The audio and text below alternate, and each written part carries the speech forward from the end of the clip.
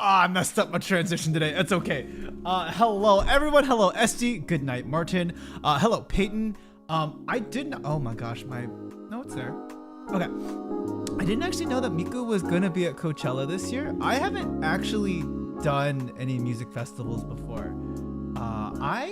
I personally thought music festivals are kind of overhyped. I think at one point in my life I could say I was very much like a classical music snob. Yeah. But I think as I've learned about different kinds of music and gone about like consuming other musics and other content, definitely changes. Like there's a lot of other kinds of music that are just as fine as classical music. And if anything, like I am a perceiver of all kinds of music. Also, hi SD! I'm pretty sure I've seen most of you in Ayla's stream. Like if anything, also hello Xenogoku. We have been hanging out in Ayla's chat at the very least. Let me check to make sure my piano works and that you can hear everything on the piano. Okay. Yeah, so today, also I hope everyone's doing well. Today, it's been like an oddly productive week. It's actually a really weird kind of week. It's like an oddly weird productive kind of week. Like really big things are happening for me. Holy Lord, big things are happening. It's like terrifying. But things are happening. Also, hello Isaac. And we have so much stuff to look forward to. It's a very, very exciting month. Like, oh my God, personally and like, yeah. Anyhow, yeah. So really, things are going. We're cooking, and hopefully, this is supposed to be like. I know Miku Day is on Saturday. Pippa was actually the one who messaged me. She's like, Judy, it's Miku Day. Like, have you thought about doing anything for Miku Day? And I was like, no, I have not. That's it's probably wise to do something. And also I realized like I haven't actually consumed a lot of Hatsune Miku. Also hello Javier. The most exposure that I've had to Vocaloid is actually from like early Zhuni high school days, and it was because my friend introduced me to Vocaloid. But I actually did not consume a ton of Vocaloid without that particular friend. So basically from high school Zhuni to where Zhuni is now, Zhuni has had no consumption of Miku.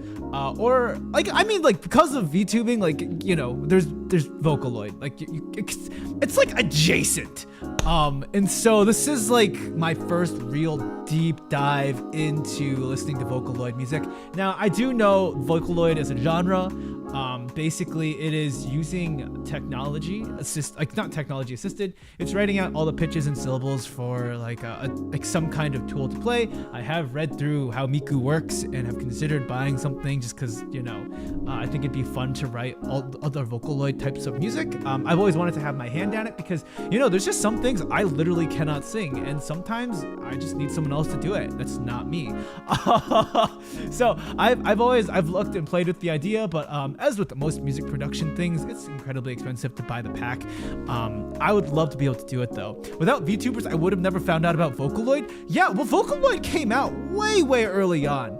Like I don't know the history, and I did not prepare today's stream to be like, oh, we're gonna do a deep dive into history. The purpose of today's stream and the goal of today's stream is to learn about Miku's discography. Discography? I feel like I'm accenting something too much. Vocaloid is incredibly old, and I feel like even me saying that my first exposure to Vocaloid was in high school, I feel like that already speaks volumes more so than it needs to. So yes, I'm going to actually take more time and listen to a lot more Miku today because I don't know much Miku. Like the only Miku song that I know, and this is not even like a Miku original, it is a cover of another song. And hold on, it's the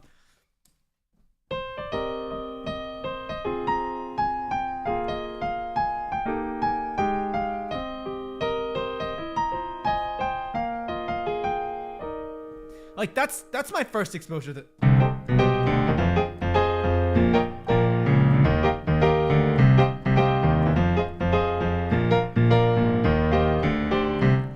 That's like my first that is an odd smell. Oh, okay, that's sorry. Sorry, it was like irritating me a bit. trying things out. It's okay. It's not incredibly. Oh, okay. Look, I am not ancient. All right, you're ancient. I'll fight you. So anyhow, yeah. So that's like my first Vocaloid song. I also knew like, what was it? I've done. What was like some other stuff that I listened to in the past? Anyhow, all this to say, Vocaloid. Very much like, yeah, I ended up getting 2 Project Diva games in college. I've never purchased one of those games. I also know that Hatsune Miku Boxing is out, and I'm going to be honest. It looks kind of fun. Like, if I want to work out, like, maybe Hatsune Miku Boxing is the thing to do, or I could just get a membership to a boxing club, you know? But Hatsune Miku and, like, jab, left jab, like, you know? It's kind of enticing. Like a little bit enticing. Like I would consider it. Yeah, I've never played any Project Diva games. I haven't dabbled in any of those things really. So yeah, yes, Isaac, yeah, very much. It's Hatsune Miku Boxing. I believe Pam did a stream on it, where she was using her 3D model to do Hatsune Miku Boxing, and it really is everything I just described. Right jab, left jab, upper hook. Yeah, it's good times. So yeah, I'm really excited to hop into it. I feel like even like Vocaloid as a cultural icon is very much embedded into the history of the history of the internet. With like memes like the even polka, I believe. That was a meme at one point. I think it's still a meme. So basically what I did was what I looked up. Also, hello Theodore. Basically, I need to mod you.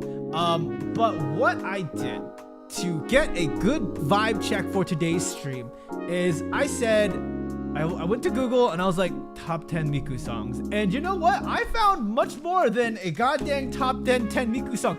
I found a whole goddamn syllabus. I did not expect the Miku fans to go this hard. I'm going to pin this so you all can follow along to what I'm listening to. I also have, I'll also be sharing the what I'm listening to. Of course, this is going to be, I'm pretty sure we're gonna have to archive this.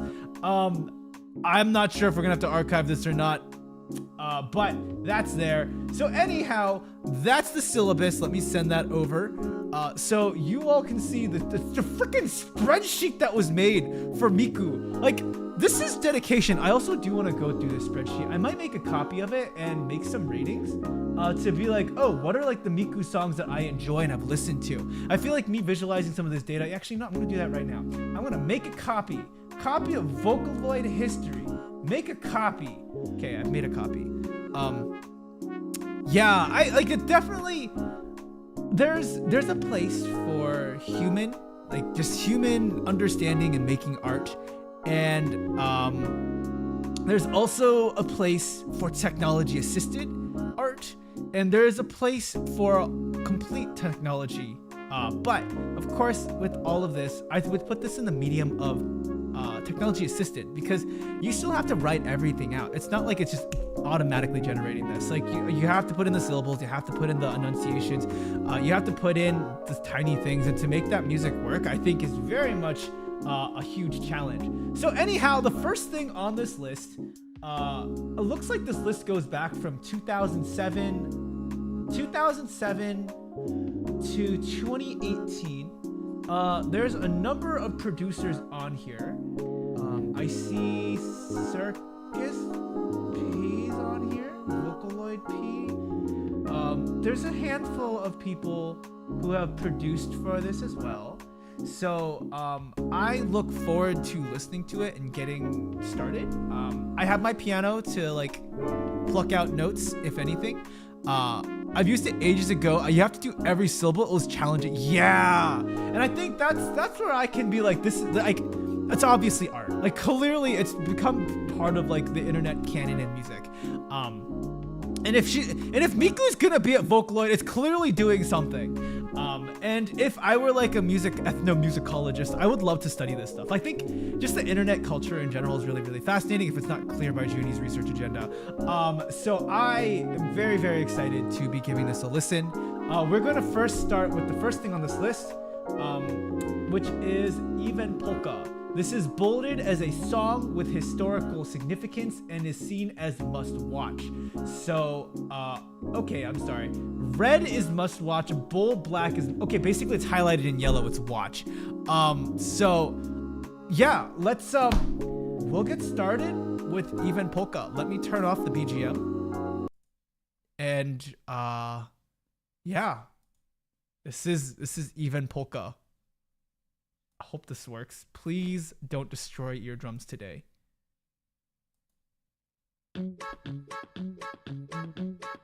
This is so cute. I'm sorry. It's just so cute. Like that first sound. The map map. What is pitch is that?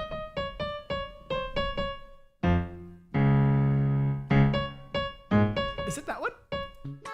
Also the not 31 times.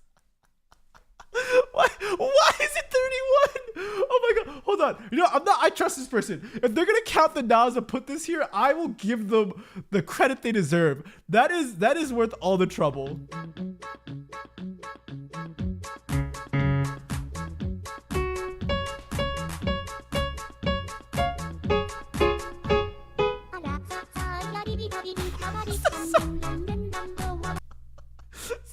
Sorry,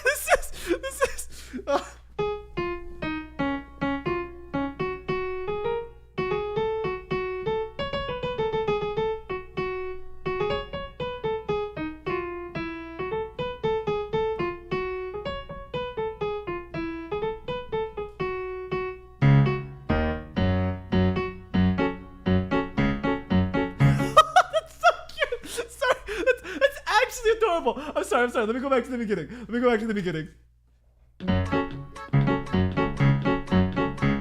Like, sorry, it just sounds like it's like a sorry, let me get this right.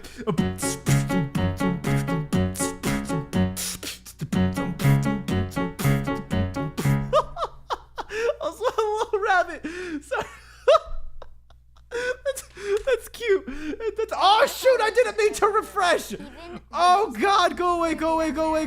True. We're good. Oh my god! I have to get through the ad. Why did I make the clipping button the same? Okay.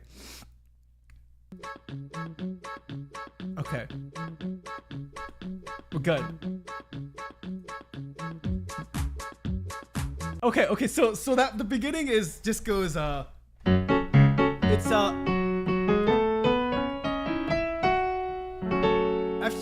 F sharp minor. Sorry, it starts off really light. It starts like it's like super cute, and then it's that's why. Sorry, it's just so silly. It's so silly. Also, they're still counting. It's originally in Northern Europe. I have no idea. I did not actually. So for this analysis stream, I did not actually dive deep into the history of each of these songs. Really, like today's preparation was showing the top 10 songs. So like you know what? Let me look it up. Let me look up the history of Even Polka. Even Polka. What does Even Polka mean?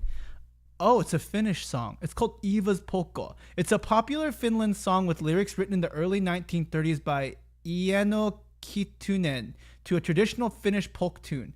The name is commonly misspelled Levin Polka due to the similarity of lowercase l and the uppercase vowel. Oh, that's fun. Today I learned it's a Finnish polk song. Also, thank you, SD. Have a good dinner. Okay, sorry, we haven't even gotten to like the 10 seconds.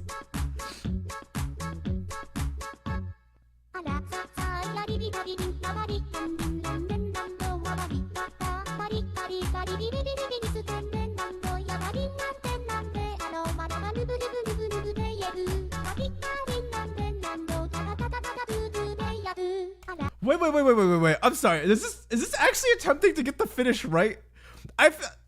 It sounds more like da da da da da da da da. Hold on. What are the actual lyrics? You know what? I'm probably not gonna find the lyrics. Okay, I'm Levon. Okay, 11 polka lyrics. Good lord, I can't read that. I can't read that. What is that? Okay, I'm sorry. I cannot read that.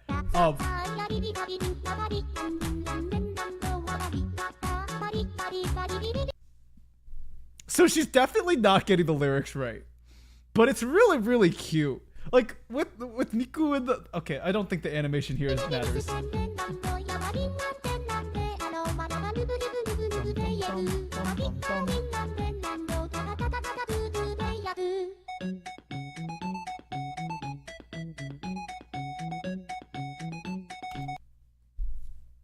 Huh.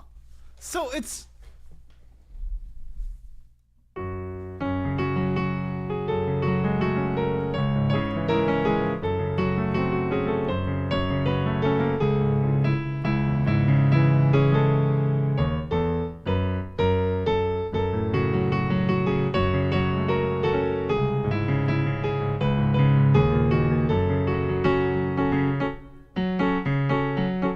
that's it. That's like the whole song. That's, okay.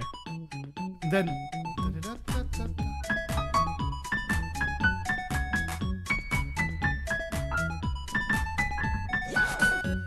oh.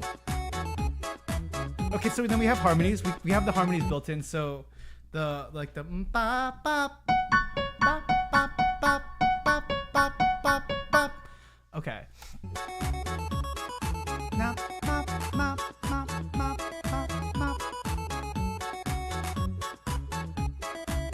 so it's ma ma ma.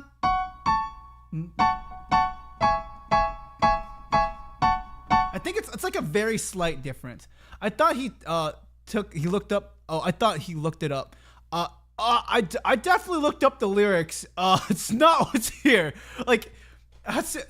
Okay, this is like what, early 2000s. So I don't expect the Vocaloid technology to be right on. Like, one, it's way early tech. They're not gonna get it right. A lot of things weren't right. Also, internet humor is very different from. I mean, it's kind of similar. It's very different from now. So I'm guessing it doesn't matter how correct it is.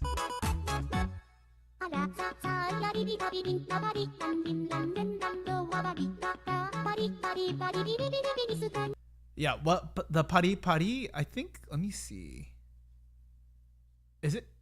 No, there is a ripari part in this in the original lyrics. Huh.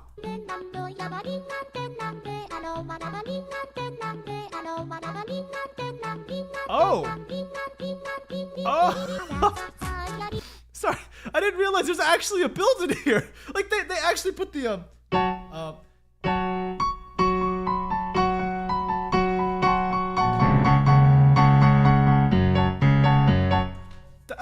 That's cute. It's a cute build. It's a cute build.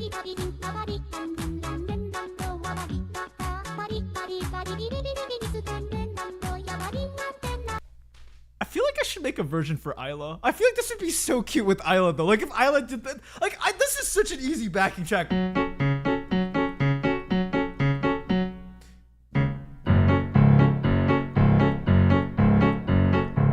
Like and then like it, yeah, I could spice this up. I could spice this up a little bit.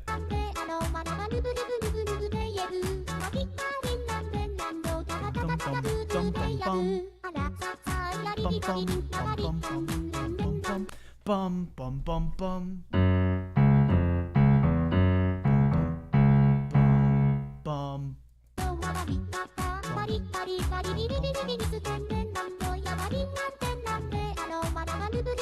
Bum bum bum bum bum bum bum bum bum bum bum bum.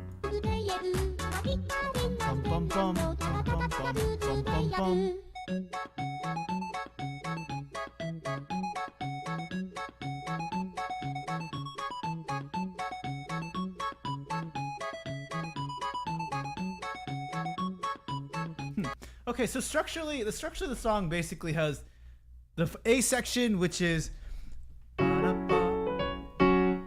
sorry, the A section,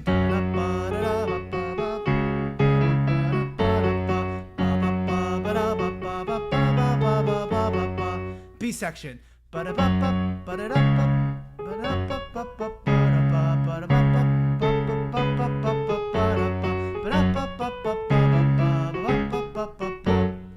And then it goes back and repeats the whole thing. And then there's one small section that, so the way that this song grows is it changes the octave. So we start off here, and it gives it a really cute vibe. And then we toss in the bass. And then we also add like a little bit of movement in the bass. And then there's a small build. So I do like a, like I'd fill it out more. But anyhow, this is not about how I'd write this. This makes sense. So the reason why this piece is marked is it is quote unquote the most internationally famous Vocaloid song after it became a meme when combined with Leak Spin, introduced Miku to the world. I feel like this is like how the start of it all works. Like this is when the internet was like the Wild West and your memes could be dreams. And I feel like it still can. It's just a lot harder for it to catch on because you really have to cater to the algorithm. Like in the past, things were like, oh, you know, like is it on the timeline? Is it timed appropriately? But this is very much, it's cute, and they have the leak spinning. It works, you know. If anything has stayed consistent within the canon of the internet, cute anime girls do well. You generally, like, no matter what happens, cute anime girls is the way to go. All right, let me go to the next song, and we will go ahead and the next song on the list. I have. Let me read this one out. Okay, so the next song is Vocaloid in Love. The producer is Oster Project. The comment here, it's like one of the three pillars that set the model of early Vocaloid personification, along with packaged and Miku and Shite Ageru. Okay, so we haven't gotten there yet, but Leak Spin, Numa. Oh my god, the Numa dance, like like that's such a good song. It's like, hold on. Let me see if I can remember.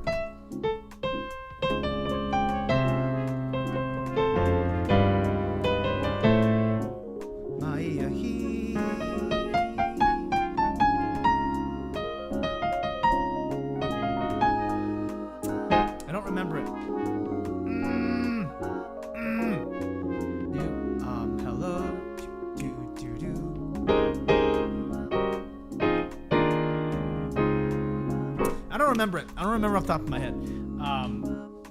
I'd have to like spend some time like pluck out the notes and stuff. But anyhow, let's get to the next song. A friend of mine gifted me a Leak plush, and I learned a bit of the dance because I had. I mean, to get the spins actually pretty difficult. Okay, so this song is here because it was one of the pillars that set the model. So I'm going to mute this, and we'll just have a listen and see where it goes. Yeah.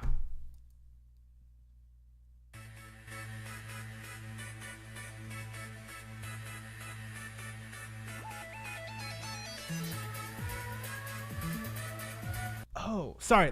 I just need to go back and pick out this first.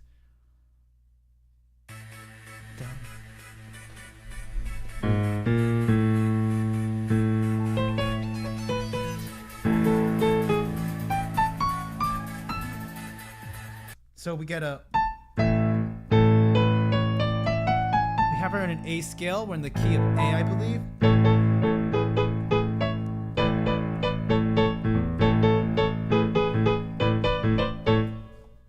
I think that's the intro.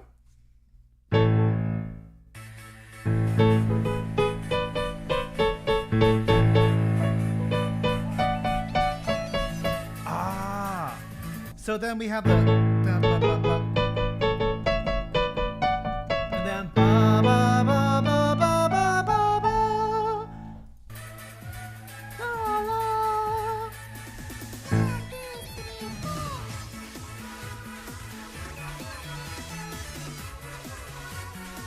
Ooh. Sorry, there's like a really like a slur like I also did not like, it's very how do I describe it? It's chill. It sounds quite chill. Like the sounds are very round, I think is the best way to describe it. Like they're round.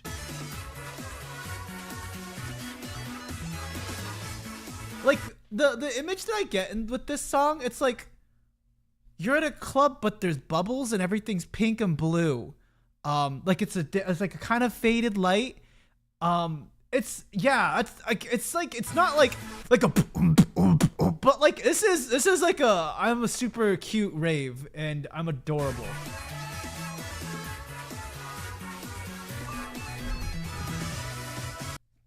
Oh, what was that? Sorry, hold on.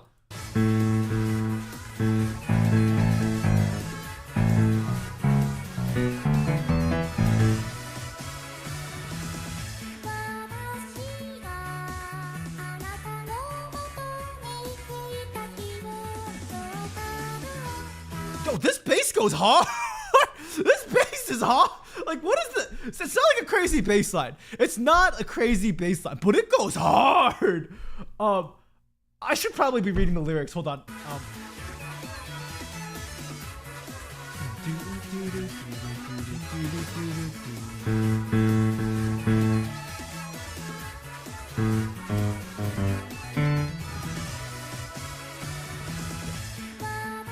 What I will say is, it's a very predictable chord progression.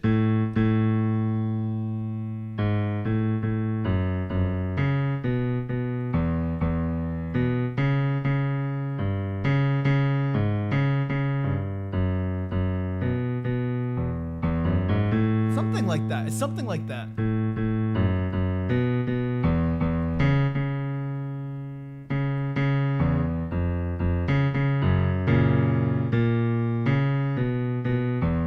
But there's like a weird thing it does on that last beat.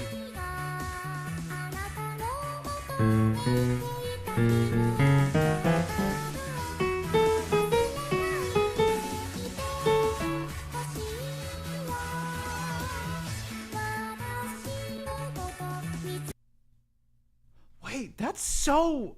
Wait, what are these words? Sorry, I was focusing the day when I came in your PC. You're looking at... Okay, what I'm getting from these lyrics is Miku set the stage so VTubers could run. Like, what? Literally listen to these lyrics, okay? You're looking at me very happily. She explicitly says, the day when I came in your PC. You're looking at me very happily. Like, this is very much setting the scene for anime girls, anime people on your computer. I find these songs to be very uncanny. I flinch at them. It's not like, yeah, like it's not a criticism. It's not like a sound that we're used to. It's like when you listen to like old music, like sometimes they have like that old quality, and of course that's why they redo it, but it's like it's just very different sounds than we're used to. It's like I would not be able to, I don't know if I could make some of these sounds. Fun fact, she appeared in Konami's Dance Around as a dancing avatar. She appeared as a guest character in Jashin-chan and has a pony. I don't need to know about the pony version. We will look it up later though. Yeah, that's news to me. But yeah, like even if you're just looking at the history of Vocaloid and how it sets the scene for a lot of the stuff that we have. Like, I understand that VTubers come from like the idol industry, but I think there has to be a merging of idol industry with old technology to make things like, to make this a realistic and believable space. It's fascinating. It's incredibly fascinating.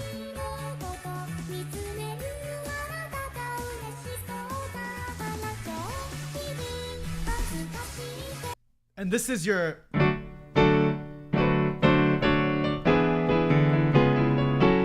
Yeah.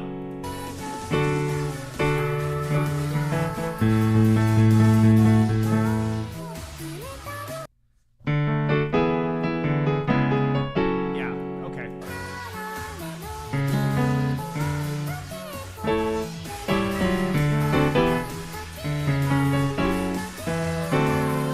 Ooh, that's what it is.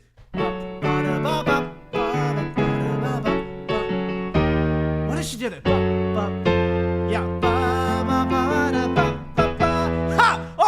Okay, sorry. That's like the one interesting. So the song is interesting. She does the Royal Road, and instead of resolving to the D major, she resolves to the F major. interesting. Sorry. Fun thing. I think people from the future tend to look at the past and try to make sense from that. Yeah, and I think that's as much as we can do, right? Like, I don't think there are very few things that happen organically and happen spontaneously, especially in today's environment. I feel that, especially with today's environment, with the advent of algorithms guiding a lot of how our lives operate, it's very difficult to say that something happens spontaneously. Even when spontaneity does occur, spontaneity can be like, it's not, it is us receiving the spontaneity when the spontaneity is planned and calculated.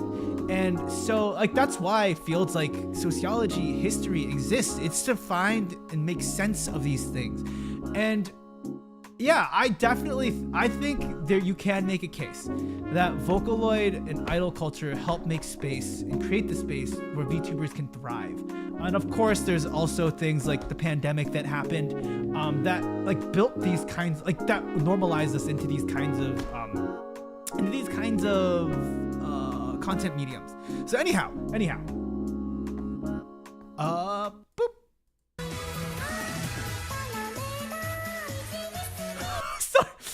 No, you're tuning parameters so randomized. That's such a meta take on like Miku singing. Oh man.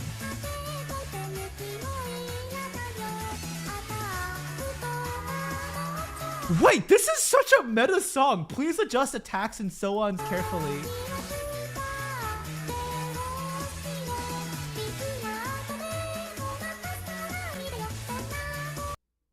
Oh my god. Wait, this song is wild.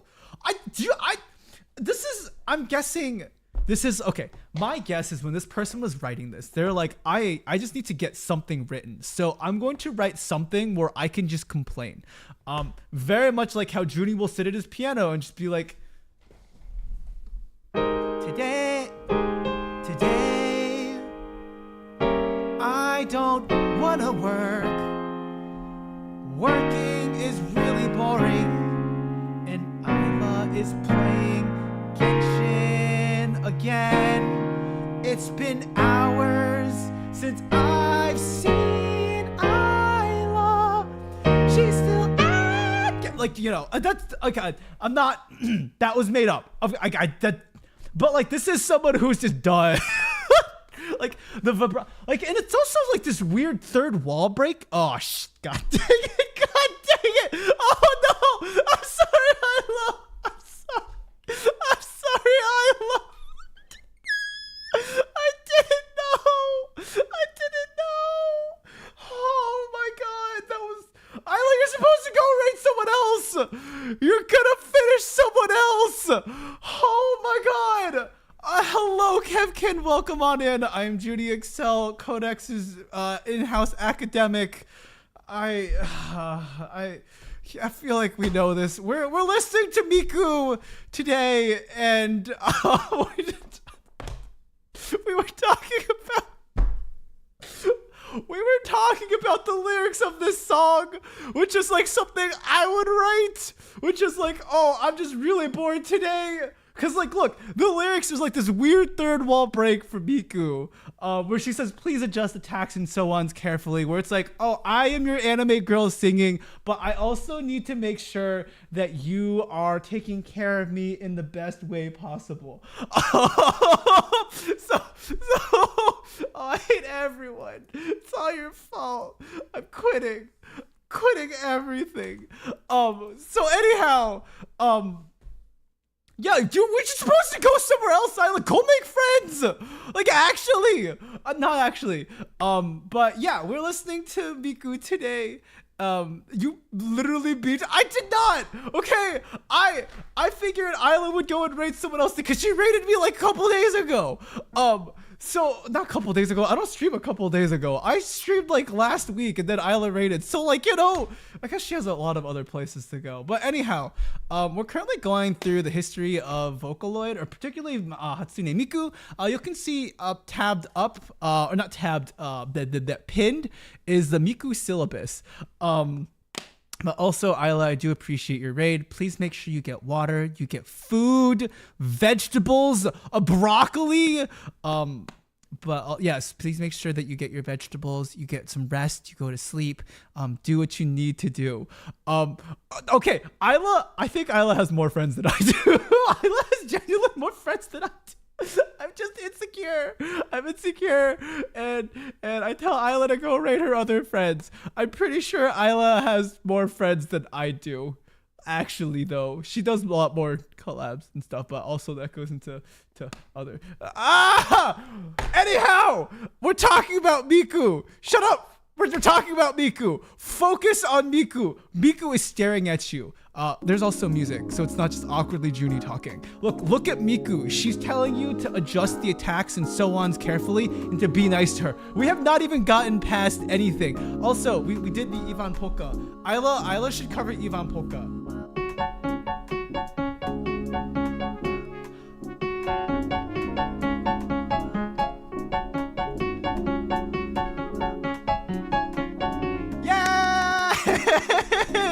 So anyhow, yeah. That's a thing. So we're gonna keep going through this. And basically my goal is to get through like 7 of the songs on the Miku syllabus. I'm not sure how many of them will actually require like big braining, but we're like also picking apart some of the songs and figuring the chords out. So like this song is in the key of A. It's got this really interesting, like in this song, there's like, hold on. So like,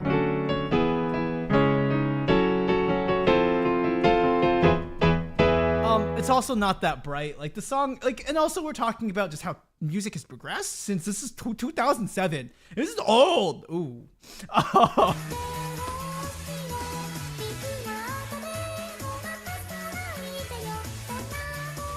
See, such high pitches hurt my throat. Like, you're a Vocaloid. You don't. Okay, perhaps my code knows pain, but I would prefer to believe my computer does not understand the concept of pain. So when she's singing such high pitches hurt my throat, that really puts you in a conundrum. Can she actually feel pain? If she feels pain, think about the many things running on your computer and what are the implications of such things. If Miku is alive and has feelings when you're like in 2007 when you're writing this, that's it's a lot. Yeah, Miku's 16. We're just gonna let that sit for a moment. We're gonna go back to this. Holy God! Why did you take that so high?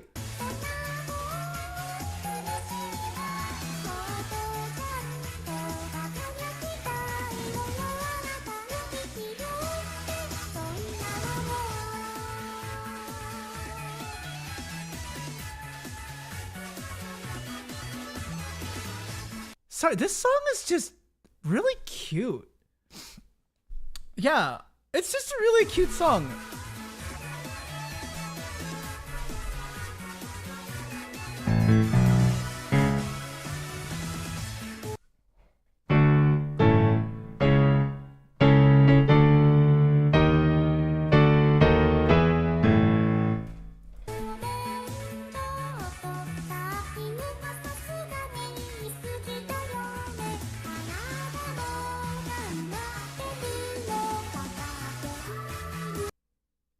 Why is Miku talking to us? Like, okay, if I were writing my music, I don't think I'd want my music. Okay, if I was intentionally writing music for me, I don't want. Actually, I don't know. I feel like my music does talk to me. Sorry, this song is like, it's kind of a crisis for me, you know, because you think about this song and the implications of it. Miku talks back to you as you're writing. It's like, hey, please don't write things that are too high. Like the implications of the song are scary. Look, I understand this started out as like, oh, let's appreciate Miku, but I don't like this. I am scared. Yeah, I don't know. It's like a weird third wall break, and I don't like that third wall break. I kind of like my third wall of safety, where it's like, I'm just gonna write music and you're gonna sing, and maybe we just chill. But no, she's not chilling at all. That's mildly terrifying. Not mildly, it's actually terrifying. You know what? We're gonna keep going. I don't like these lyrics. They're good lyrics though. I don't like them. I don't like them because they make me uncomfortable in a way I don't want to grapple with a particular concept. But but they're good lyrics. Yeah, it's like stop. It's not a horror stream, please. I don't want to die.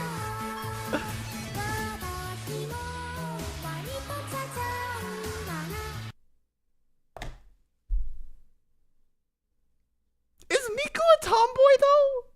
Is Miku a tomboy? Like I don't know. I feel like Miku's pretty feminine. Like I don't know enough about Miku's characterization, and I feel like the way that she's marketed, she's more feminine, but she's kind of a tomboy. Like, how does one kind of be a tomboy? Like in 2007, how does one kind of be a tomboy? My tongue sometimes twists. Ah, that's the F major chord. This is the ba ba ba ba da da ba. Yeah, right there. Sorry, da ba ba ba ba da ba ba.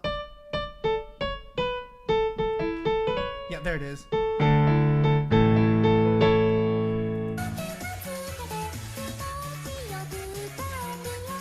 Da da. Oh, this is so juicy. Sorry, like one of my favorite things in like the da ba da ba. Oh, it's so nice.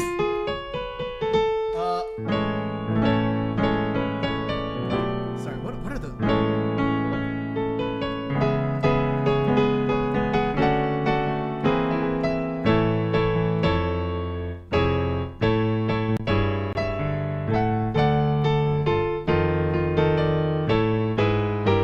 Something like that. Close. Wow, she even references her upgrade. I'll do better than Mako version. Oh, she was Mako. This is a weird lore song. It's a weird goddamn lore song. I also hi Pippa. Yeah, it's a weird lore song.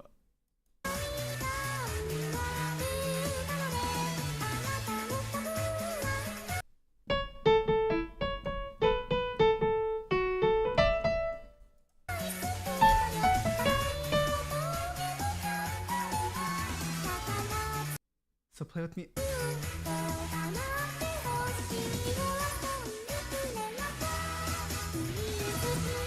I'll stall in your. Whoa. I'm sorry. What was that last lyric? What was that last lyric? If you leave me, I'll stall in your PC. Oh my god, what is this section?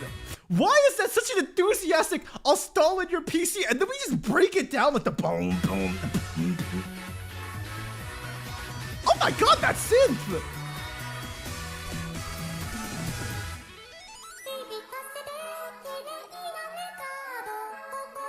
Oh, that was really nice. That was really nice. The so what we heard there, let's talk about what we did.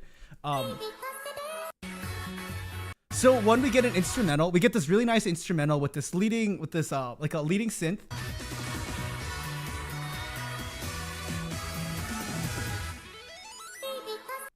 What is it? Something like that, and then the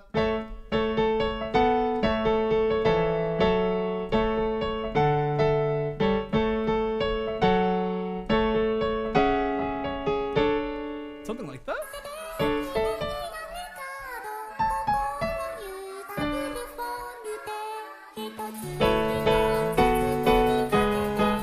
Oh, that's the D chord. That's the D chord. That's the D chord. Sorry.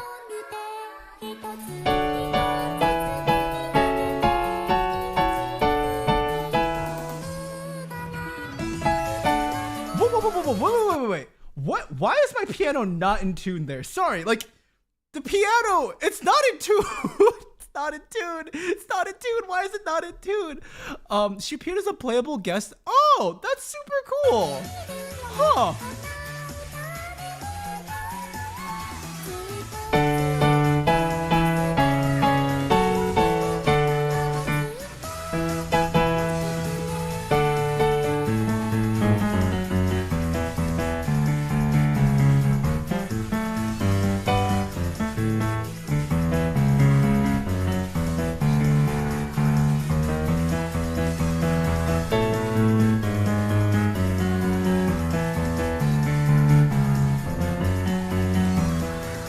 Okay, so remember that thing I talked about with the 2-5-1 turn? So we have a bum bum.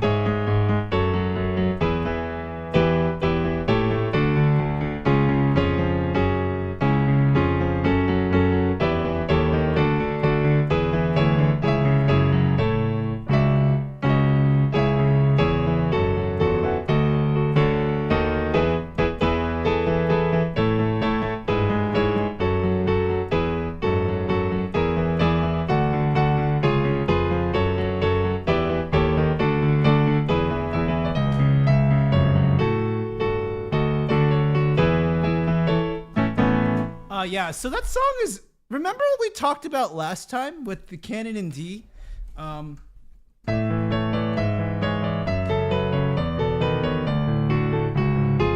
So that's basically like a canon in D intro. And so we're just walking it down 1 chord, 5 chord, 6 chord, 5 chord, 4 chord, and it's the major 3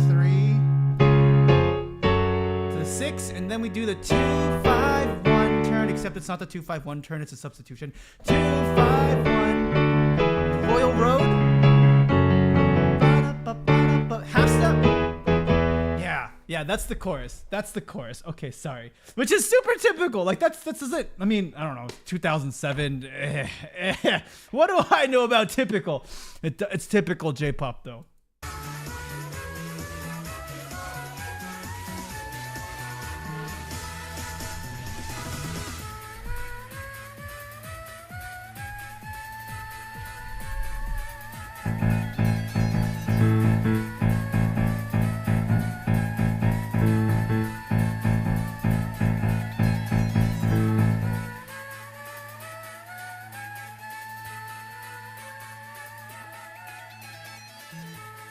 Oh, are we just gonna do this the whole time? Okay, so she changed it at the end.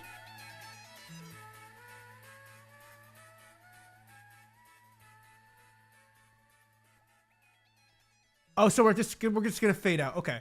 I think I like this song a lot. It kind of scared me at times.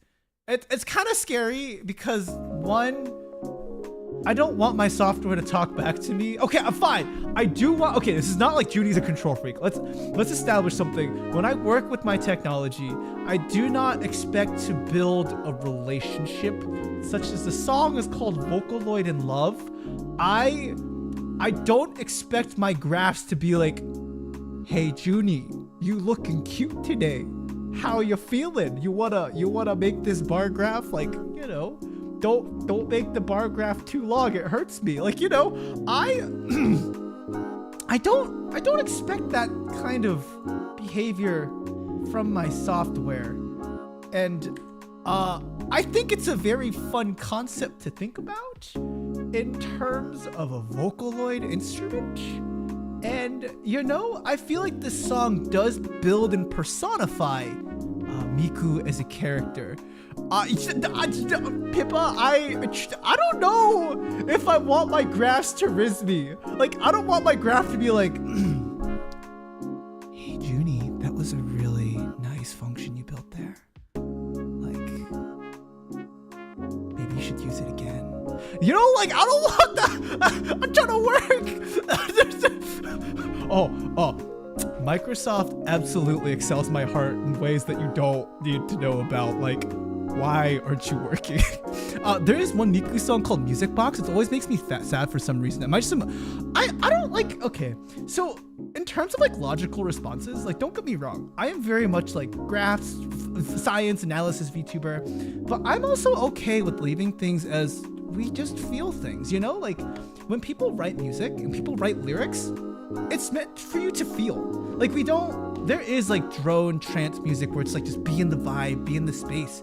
But personally for me, like what makes music like this effective is like it makes you think, it makes you feel something. And even like for this particular Miku song, Vocaloid in Love, like it's about building a persona and bringing it to life. It's just what we as VTubers do. And I think going back to like, does it make you sad? If it makes you sad, it's okay. like this song scares the crap out of me. And while I do have a reason, you know, because like the song scares me because it's about my software talking back to me. And when you bring it, okay, of course, when I simplify it to like the song is about my software falling in love with me or me falling in love with my software and telling it not to do really high pitches. But I think what's really smart about this song is the way that it introduces it. Like if this is a song that put Vocaloid on the map as like, oh, why should you listen to Vocaloid? Because one, it's a persona. It's not just a voice. You're building a character. In this song, we get like, oh, she's kind of a tomboy. She wants to sing with all of her heart and she wants to do the best for you. She's there for you. This is best girl Miku. And she wants to make music with you and she wants to help you, and together you all can make your dreams come true. Why not use Miku? This is a very convincing argument to like why Vocaloid should be used. It's not just about having pitches and being out there. It's about building the character. And that's what's really cool about this song. And even some of the qualities of it. Like when you start off with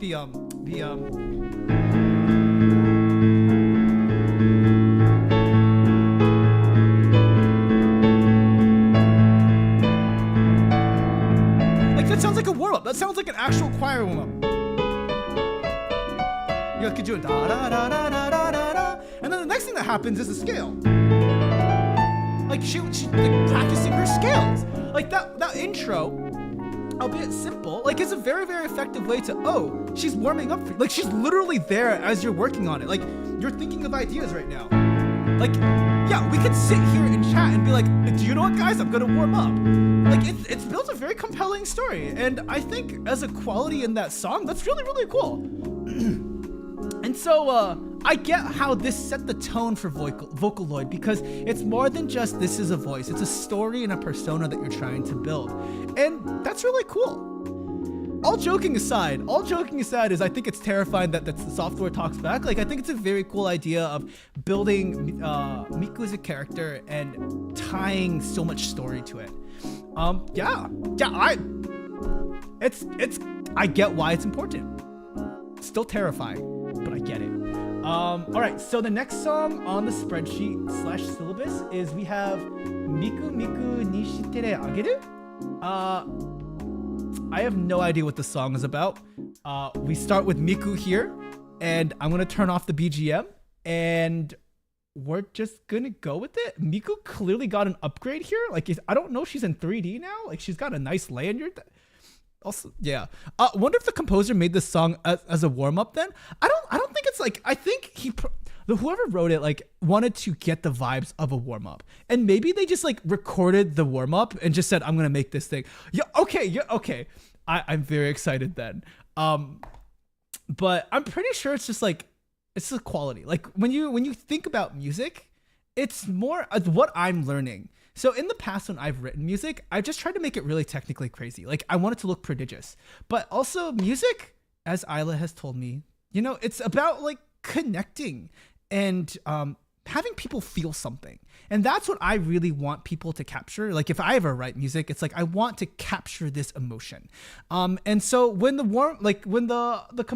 producer was writing this, it's more about like, what do I want these people to feel? Anyhow, let's get to Miku Miku ni shitere ageru. And we have English subtitles. Great. Oh, it's 1:40. That's short. Holy cow. What was that? Sorry, that's like such a 2000s like EDM intro, like the pop. Let me see if I can get the key.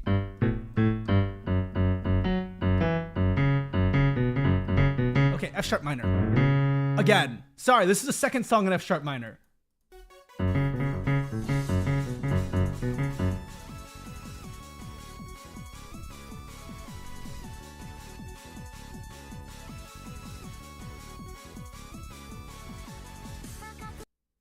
So instrumentation wise, we have like some lead. I don't think there's too many instruments in that beginning. We have that dance synth, the ba ba ba ba da ba da ba ba, which is setting like the whatever trance that we need for the rest of the song. And then we have a, and then we have, that's a seventh. Da ba ba.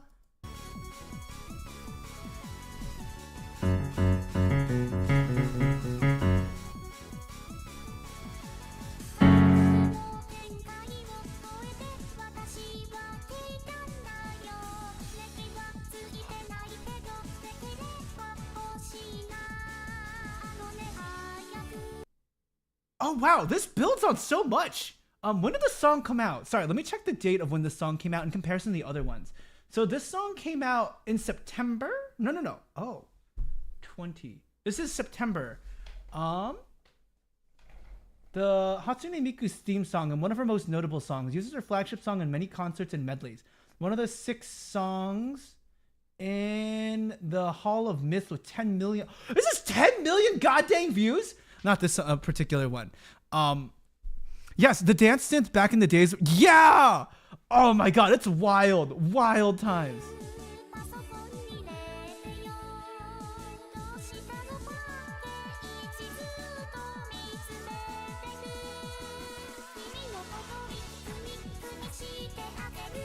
Oh my god, that's so cute. Miku, Miku.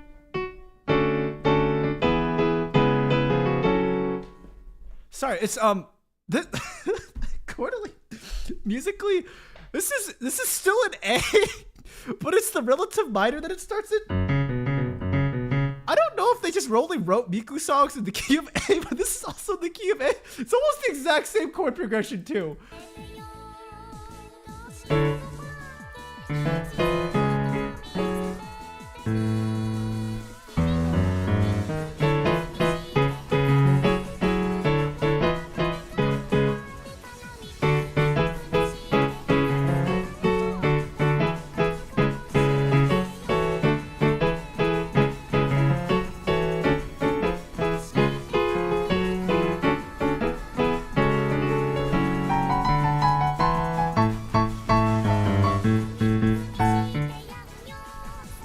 Okay, I can understand why this is like basically her theme song. So only going through chord wise, we have mi, mi, miku, miku, da da da da da, ba da ba ba da da da da. It's catchy. This is the Royal Road progression, like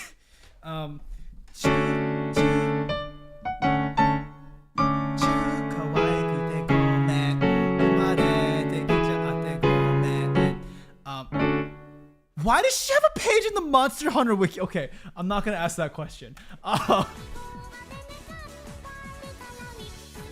Yeah, even like the music video that goes along with this. I'm not sure if this is the official music video, but whatever we have, the leak attachment, like obviously references to her whole like leak thing. It's really clever. Color wise, palette wise, it all makes sense. Okay, let me actually read the lyrics this time instead of listening to the music because.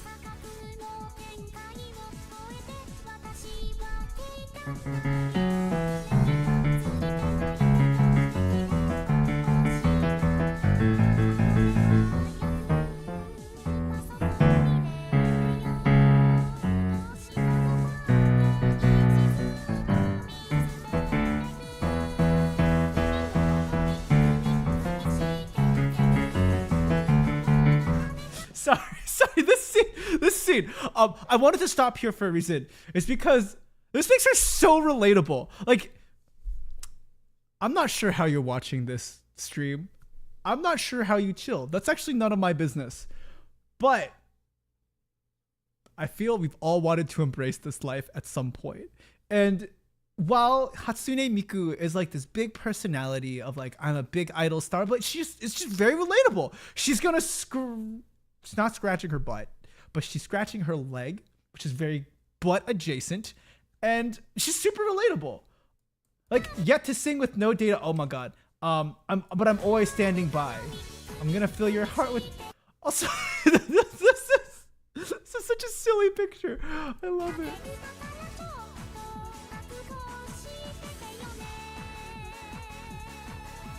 Oh, the pa pa pa pa pa pa pa pa is still going on. So there's like the.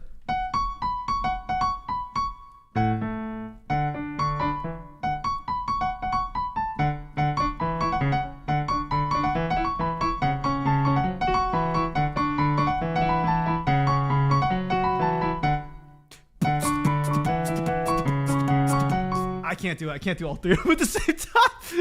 I can do the piano. I can do the beatboxing. Like the. Oh man, I can't do all of them. Okay.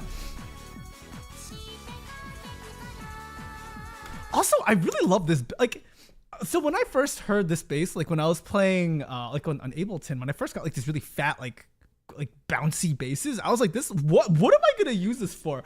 I understand what you use those basses now. There's like such a silly sound, but like they drive hard. Oh man. Like that's so fat. It's such a fat bass.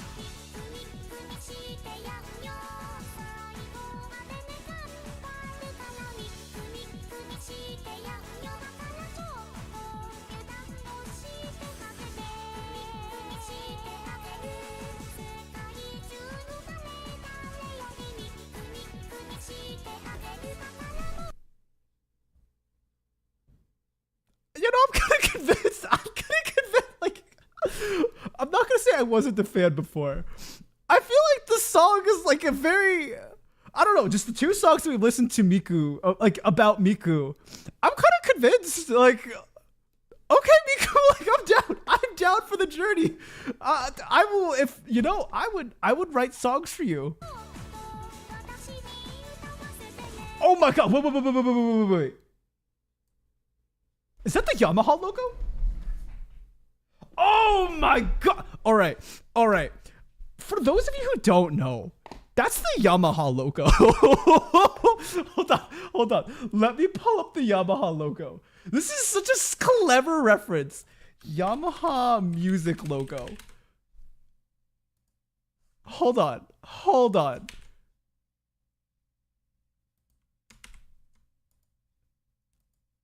Look at that. That's the Yamaha music logo. They put it on her goddamn head. Like, look at this. This is such blatant marketing. I know I recognize that because that's on my piano. It sits on my piano. Such a blatant Yamaha right on her hand. Brilliant. I can't even be mad. Like, I'm not even mad because what? That's a really cool logo. But also, like,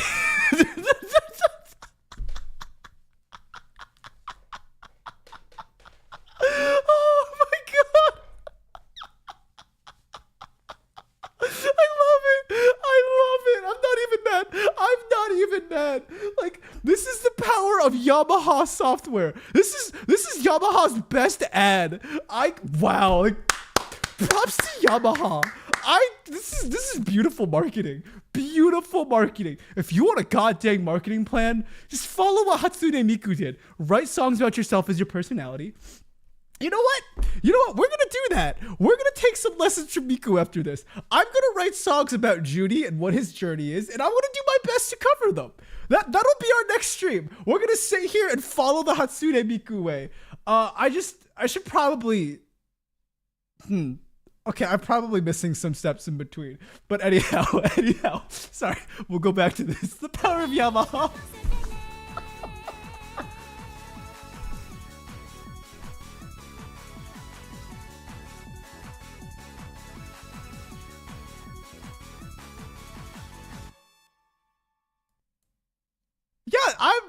Yeah, that was okay. Miku sounds great. I love the song matter, the topic matter of the past two songs. I am thoroughly convinced. I'll call myself a fan. It was very clever. It was smart. The music is simple bangers, but they're bangers nonetheless. They're all an A. They're very much stuck in my head. I think they sang the Miku line at least 5 times. I don't know how many times they sang it, but like the whole Miku thing,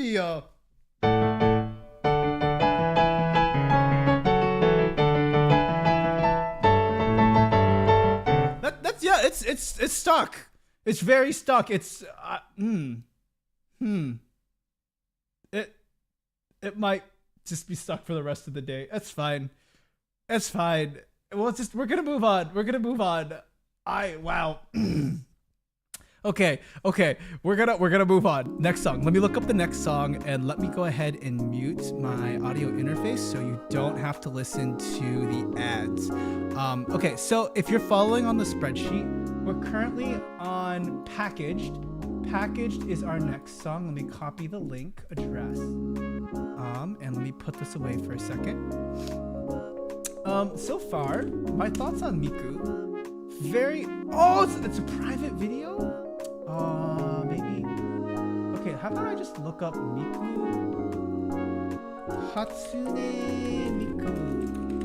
The next song is Packaged.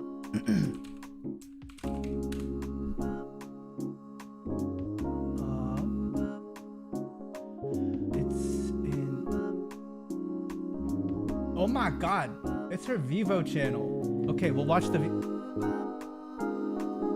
Okay, this works. This one seems more serious, like a lot more serious in tone. Also, it is wider. The video is literally wider. Okay, there we go. All right, let's go ahead and watch this one. Sorry, BGM still on. BGM still on. No BGM. Okay.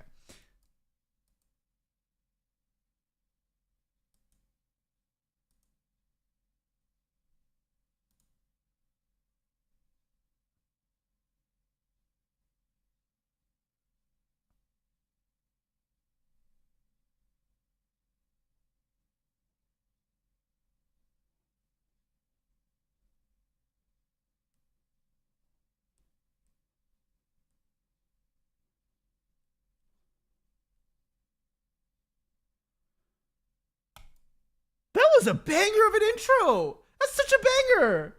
Like da da da da da da da da ba ba.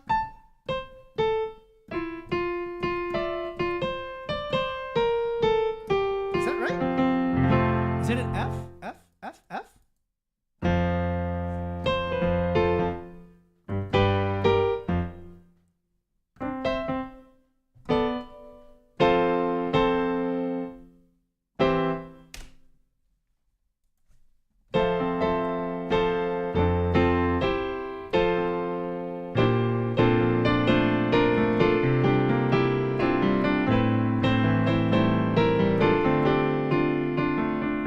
Oh my god, Neko trash. That's my bad. That's my bad.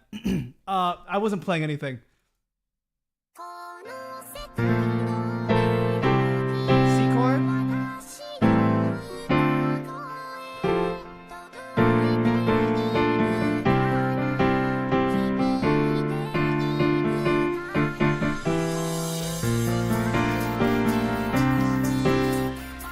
Yeah, this is really different from the other songs. No, that's on me. So it's different wise, like it fills a lot more space. I don't know if this was a remixed version. But like the sounds here are much more full. Also thank you, Neko. I'm currently working on a new bot, so but we have the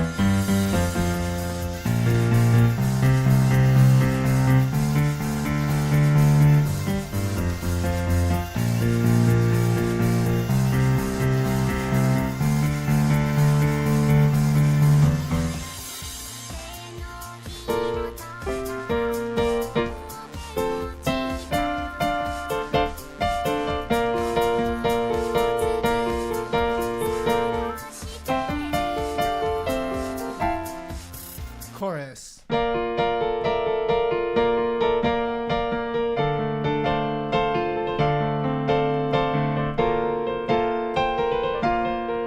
Yep. So this is a simpler song. Also, good morning, Arkham.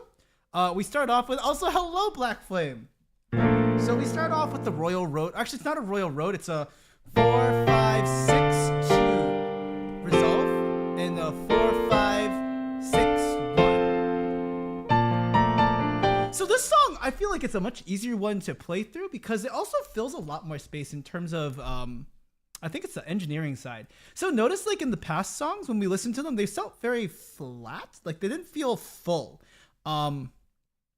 And so listening to this one though, it feels like just like I can hear the piano on the right side, but it's just it has a very different vibe. It's a good song though. So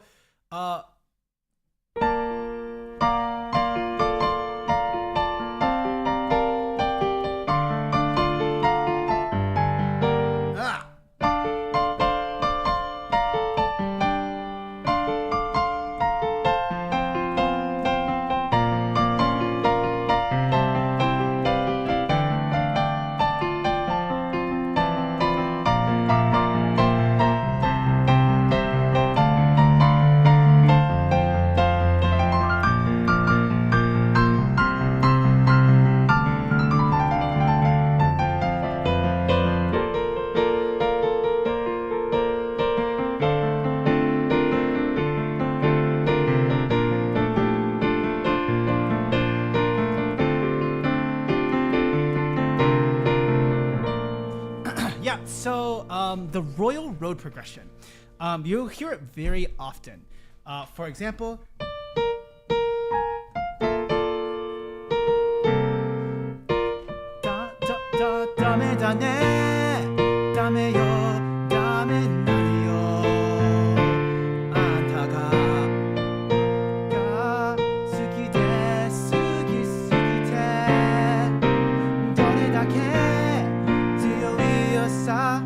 we also have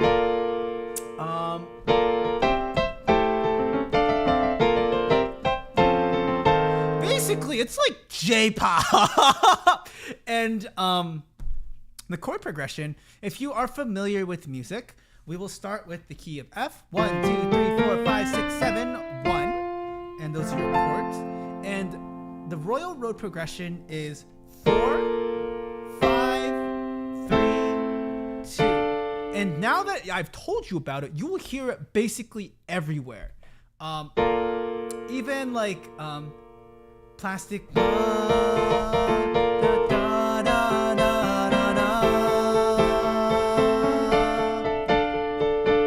just playing games. I know it's plastic love. Ba-ba-da-ba-da-ba-ba-da.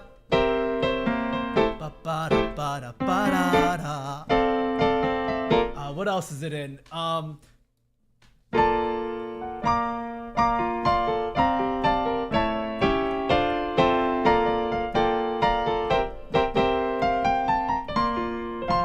not in Totoro, but I can make it work.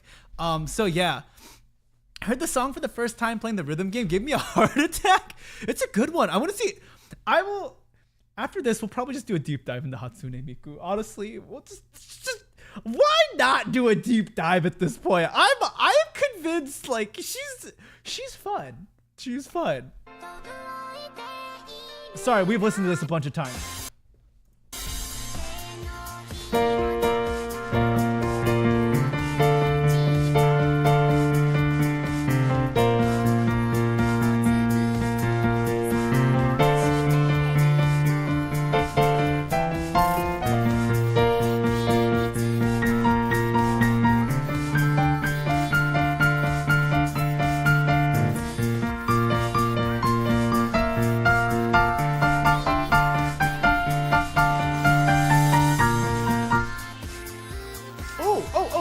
That was different. That changed.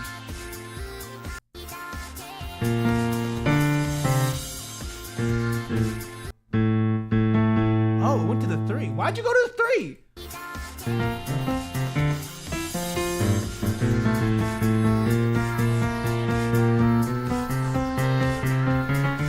Oh, okay. So she went from here.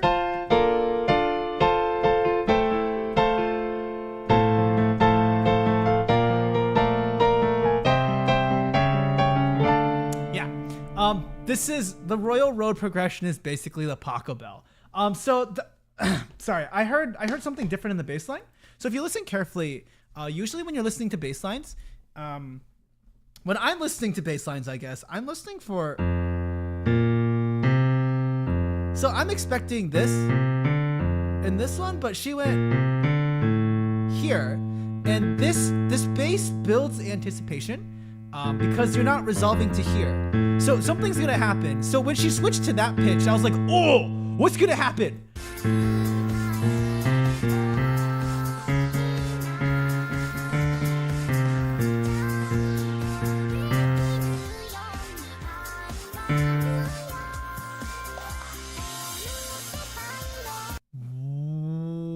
That was weird. That was weird. What happened there?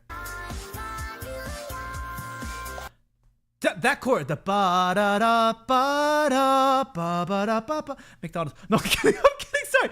Is that McDonald's though? Was that?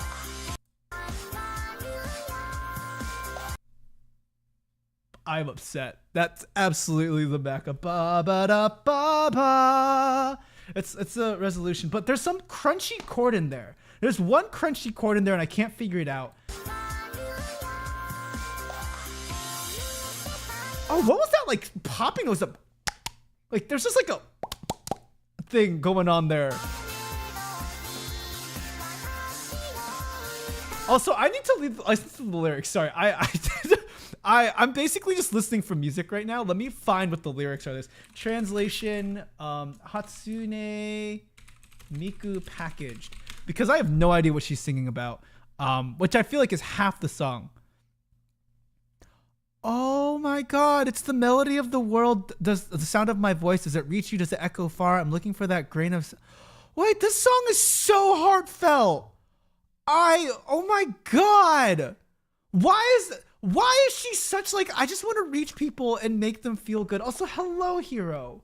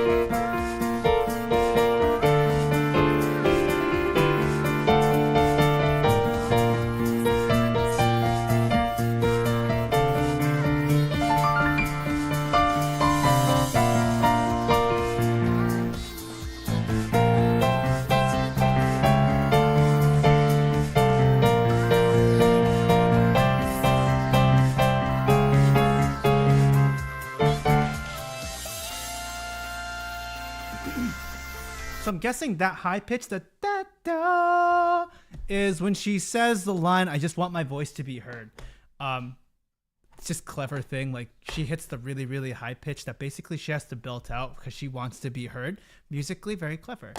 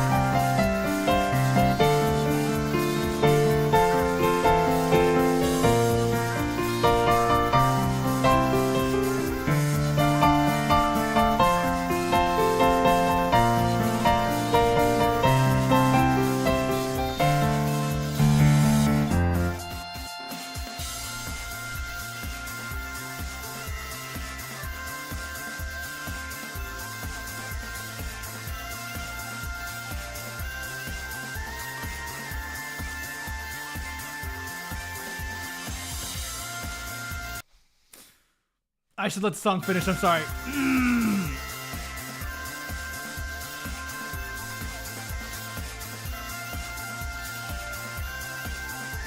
Okay. Okay. I don't like this song as much as the other songs. I think. So going back to like the point of the other two songs, right?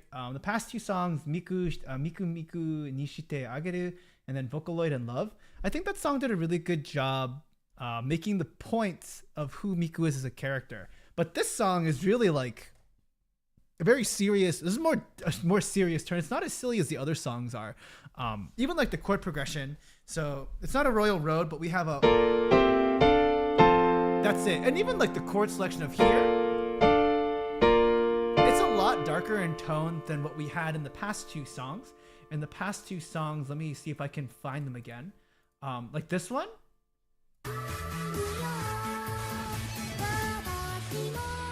The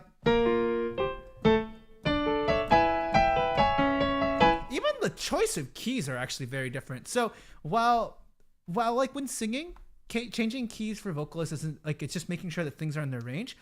Each key has a very different tone and sound to it. So for example, the key of E is actually, they'd have studies on apparently the happiest sounding key. And A is also a pretty happy key, which is what the first two songs that we listened to. But this song is an F, and primarily takes place here. The 4 and the 6. Even like the chorus is 4, 5, 6, which is very different from what we've heard in the key of A with the versus all both simple, but I feel like just the tone of this last song is just a lot darker. It's like, I want to be heard. I want my voice to be heard. Versus the other two songs, like, oh, this is who I am. It's kind of cute. Like, I'm kind of cute. And this one is very much, I want to let the world know I am here. And even this one's like, please be okay. That's Levin Polka. But like, the subject matter of the most recent song is much more serious.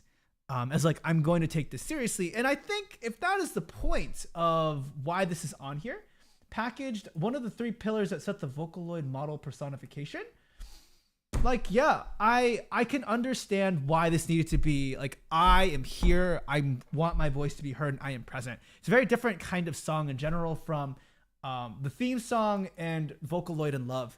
And I feel like as like a VTuber who wants to learn how to do this kind of stuff and taking notes from it, the progression is like, she has one song that's silly, like, oh, I'm Hatsune Miku, I'm kind of a tomboy, like, please be kind to me, etc. And then like, I want my voice to be heard as like another song that comes out. I think is a really, really, really cool kind of way to introduce yourself. And all of this, I think, is done through song as of right now. Like, Hatsune does not, Miku does not have a like, she doesn't have a live channel. Like, the only way you can learn about who she is as a person is through her music. It's not like Miku has, you know, like a channel that's like, hi guys, I'm Hatsune Miku, like, what's good, like, let's, like, you know, it's really just her songs in the story of her content creating. And that's powerful.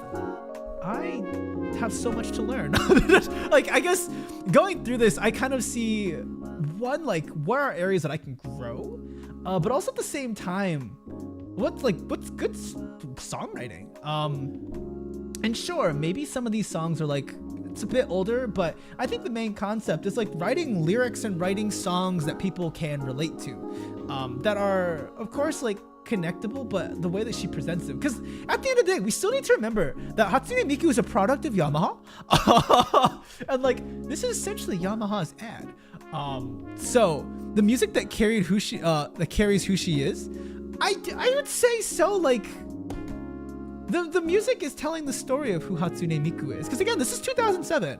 We don't have VTubers. We don't have like live streamers. That was not something till probably like the later 2010s, 2015-ish. Maybe is when we got live stream, 2012-ish maybe.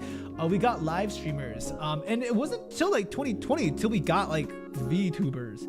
It's not to say that VTubers were not there earlier, but VTubers like really started blowing up in the 2020s. So I think, again, going back to Hatsune Miku setting the stage, she's building a character for herself, she's making herself relatable, and of course at the end of the day she is an ad for Yamaha to use their products, but she exploded into something much broader than, oh, here's like a vocal tune. Like, she's a character, she's a person, she wants her voice to be heard, and that's really cool. Yeah, she's from 2007. If you go to the spreadsheet up above, like that's where we have it. Okay, so we've only made it through 4 songs so far, and it's already 8:30. Let's go ahead to the next song, which is Electric Angel. This is by the producer Yasuo P. Yasuo P. Let me go ahead and close this for a second and turn off my audio interface so you don't have to listen to the ad, because I'm about to watch an ad. I got an ad about Windows repair. Yeah, oh my, that is terrifying. All right, let's pop back into this, and let me go ahead and change this size of dish un momento. Boop. Okay, this song is Electric Angel with translation and Romaji. Also, hello, Misma. Why are we wait, did someone talk to you? Don't worry about it. Don't worry about it. Also, hi, Misma. So, okay, we are on Electric Angel. And I'm just gonna give it a listen, and I'll see if I can pluck out some notes. What the heck? Sorry, I didn't turn on the focus right again. That is a wild intro. Like, that was so much going on in like 2 seconds. So we have ba-da-ba, ba-da-ba, ba-da-ba, ba-da-ba, ba-da-ba. That's what we have? I think we're in E flat this time. Nope. But I have the wrong pitch.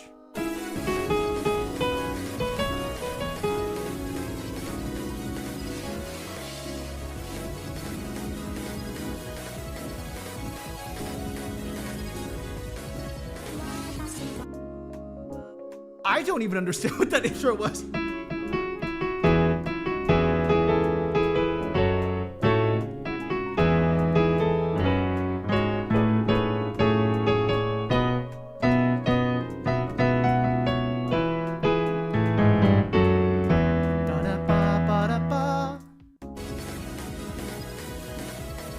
That's definitely a pentatonic scale.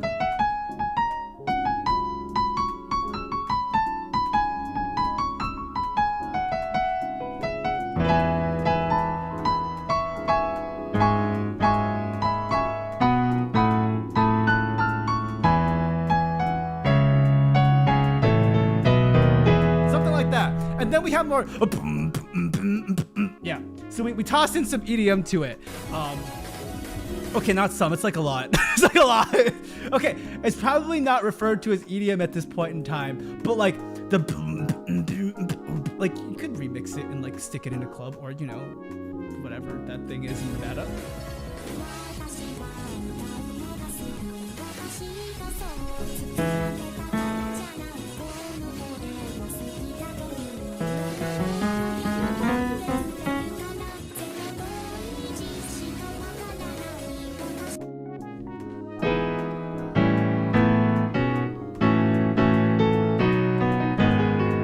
There it is again, just so we're on the same page. Royal Road again.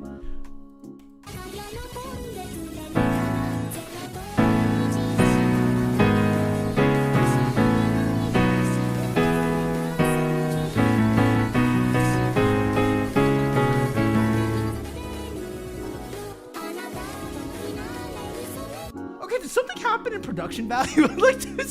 like wow, who is this producer? This is wild. There's like, I guess the reason why I find it so wild is like, he's tossing a lot of stuff at us. One, there's like a ton of noise, just like in terms of instrumentation. There's also just Just a lot going on. I'm confused. I didn't get to read the lyrics. I'm trying to figure out the chord. Yeah, so there's the bump it up and the bass line, the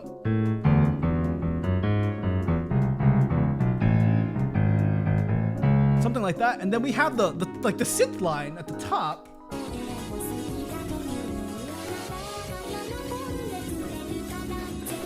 Wait, actually, that bass is doing so much work. Like, can we just take a moment and just like the bass? Electric Angels, it really is. And the title reflects like the first 2 seconds of the song. Like the electric, like it just pops. It's just a lot of noise. It's also very uplifting.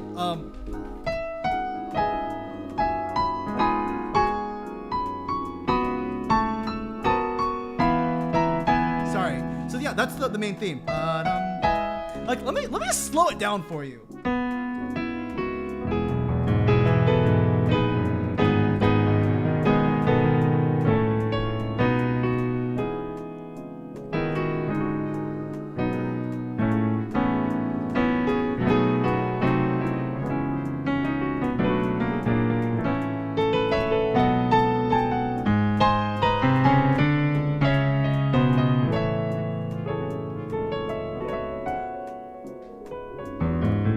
Yeah, sorry. Sorry, I'm done. We'll actually get through the song. Okay, I need to listen to the lyrics this time and watch the music video. Also, Mismos, do you ever need a pianist for your bar? I'm happy to offer that time. On the day that my inside of my heart.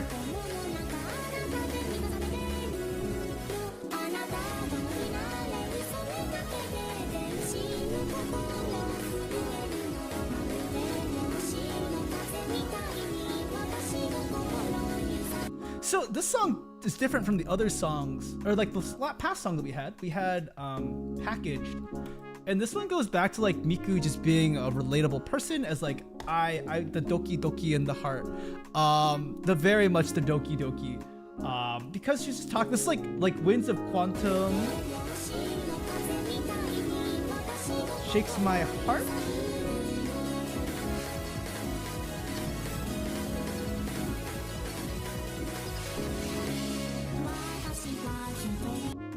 Okay, yeah, so the percussion is kind of wild. It's like a what is it?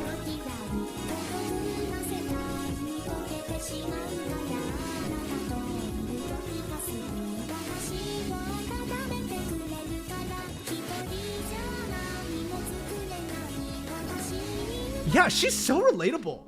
Like they make this. Okay, maybe I should not be projecting. So the lyrics we have here are, I love the time being with you.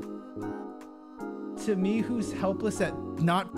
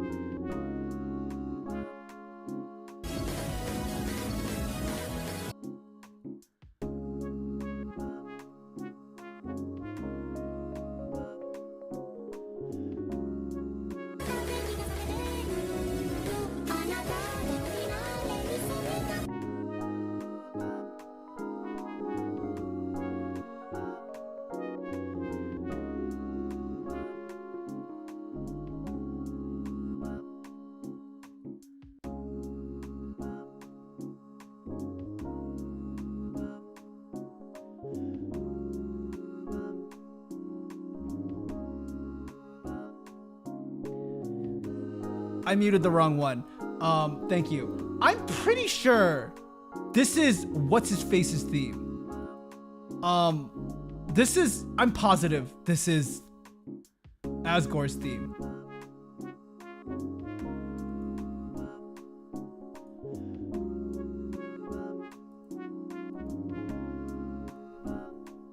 It has similar vibes. Okay, it has similar vibes. Hold on one second. Give me a second. So, definitely gonna get DMCA'd for this, but it's fine. Because we're drawing comparisons across pieces. So just listen. Also, thank you, Black Flame. Here.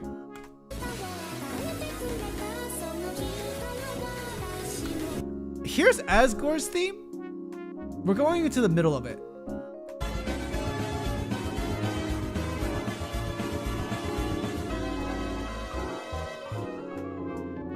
Okay, there's that. But like, if you listen to the first part of Asgore's theme, not that part.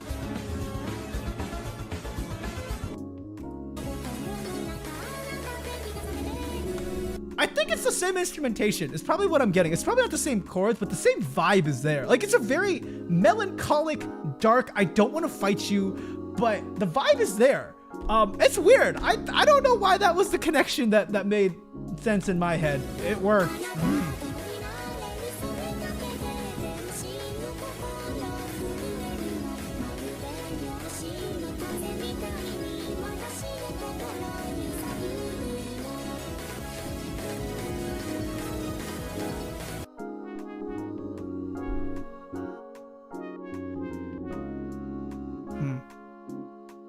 I'm thinking about, sorry, so this is, if you ever give me music to listen to, this is how I do it.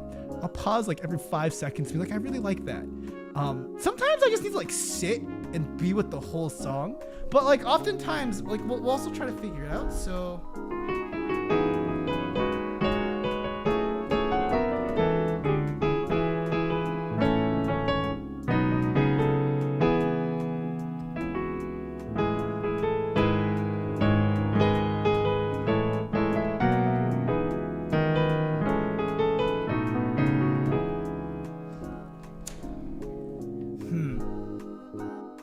That melody is just, it's...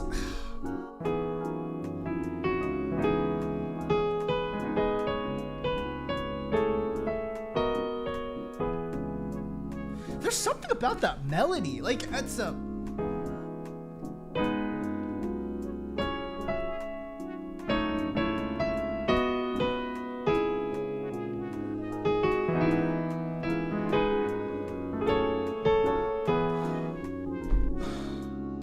I like it a lot.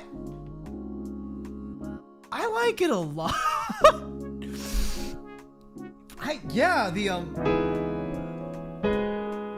there's something about this movement that like, but again, sorry, the subject matter of the song, yeah, again, is like, it's love, but I think what makes it brings it out for me is a cool piece is that 1-3 movement, because usually I hear that in like or I see trees of green red roses too, or we have somewhere over the rainbow, those kinds of themes. I didn't expect it like this. That was not what I was expecting. It does tickle a nice spot.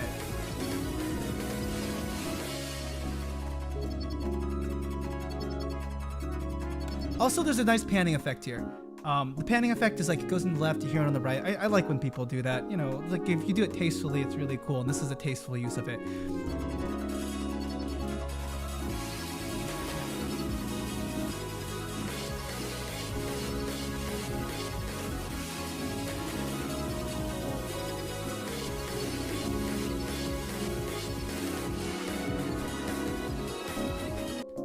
What is this section? Sorry, this is an instrumental.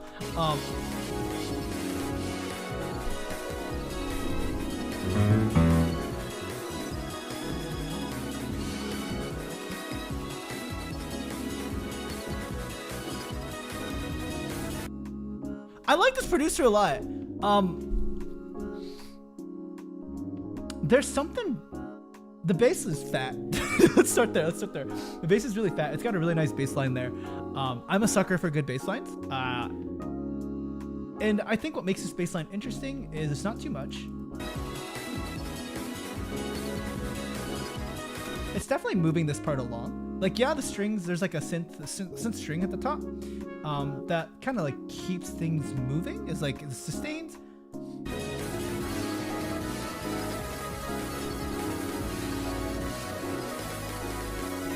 Yeah, but I think the thing that is really overwhelming about the song is there's just like this always moving 16th note somewhere.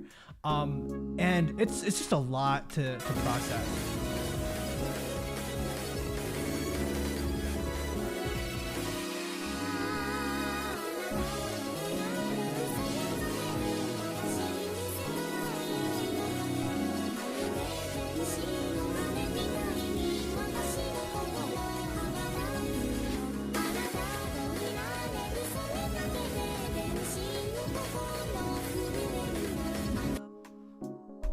I like this song, but it's not a song I'd listen to regularly. There are songs that just hit like a really, really good spot for me, and I just need to listen to it like once and not get it stuck. I think that those kinds of songs are very different from like Ear Candy, which like gets stuck in your head like twice. I don't necessarily call all of Twice's songs catchy songs, good songs. They're catchy, but I don't like them being stuck in my head. Versus like this is different, as like you can stay stuck once and I'm okay with that and we can move on. It's just the reason why I would only listen to it like once is it has like a very frantic energy to it. It's a very frantic song, and again it makes sense why it's frantic, but like the melody line is not. It's a weird contrast. I kind of like it. It's like putting fries in a Frosty. Don't knock it till you try it. I should try writing something like this.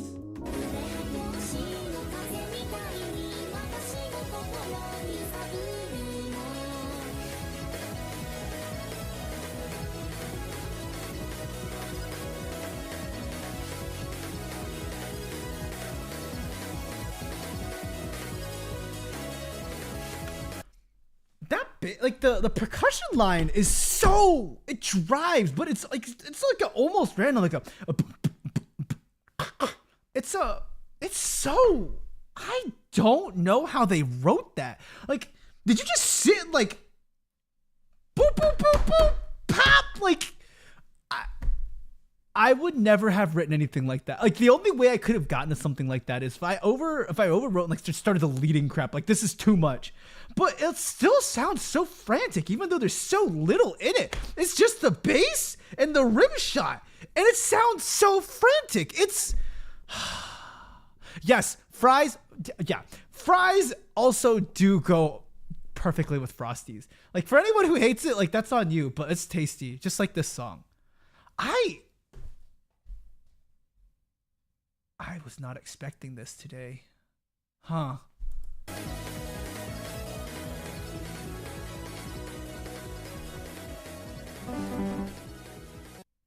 Okay, of course we fade out. We always fade out. Yeah, what's not fading out? Okay. All right. So then the next song on the list. Next song. Okay. The next song that I have on the list is BGM back on.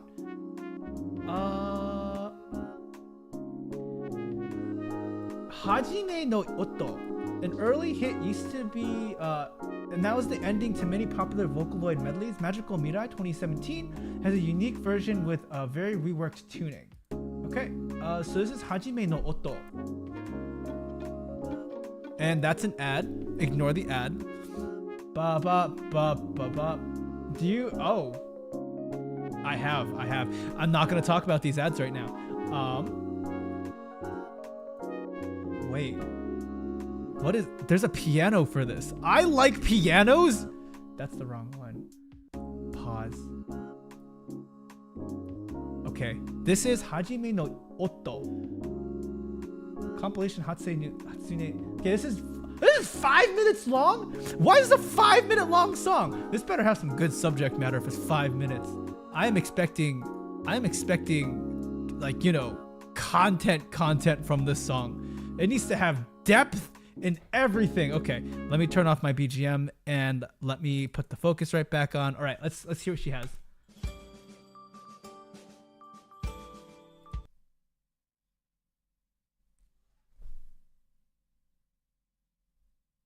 This is very different from what we just listened to. I feel like, you know, like when you're eating sushi, like you're supposed to eat the ginger to clear your palate. Back in the day when songs are not under 2 minutes, yeah, this one's long. I just wasn't expecting that. But like, I feel like I need a palate cleanser between each of the songs. Like Electric Angel was a lot, and then I go to this song, which has like, it has so much space.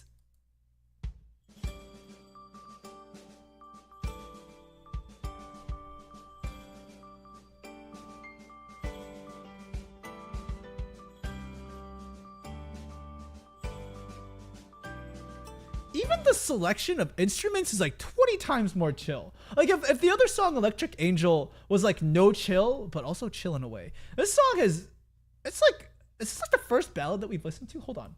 This is completely different. Okay, anyways, we're gonna go through it. We're just gonna go. Let me get my piano out.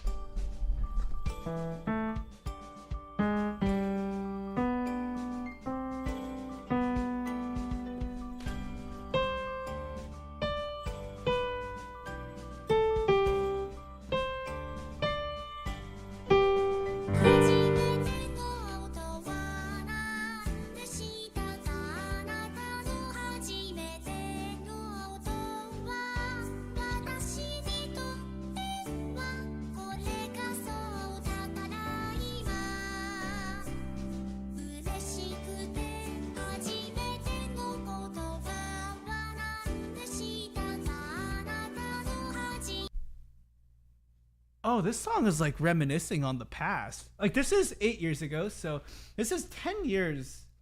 It's almost 10 years. Let me see. Let me check the spreadsheet that they have. Oh no, this came out in 2007 still.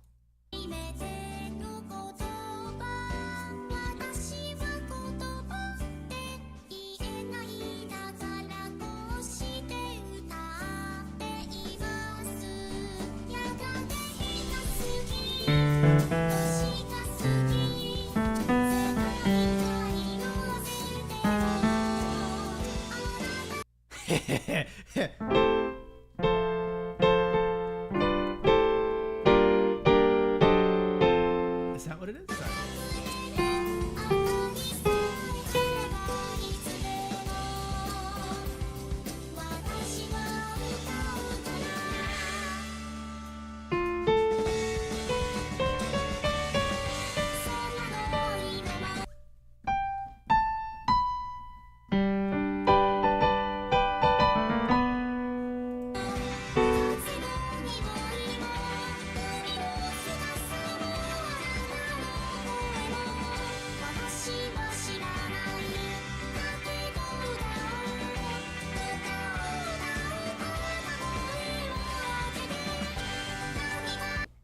Wait, so in this music video, I'm guessing these are all the like outfits that she's had before. Also, I like the subject matter first off when we start off the song. I'm guessing this is where she is now, having built the Miku Empire, I would call it. What is that?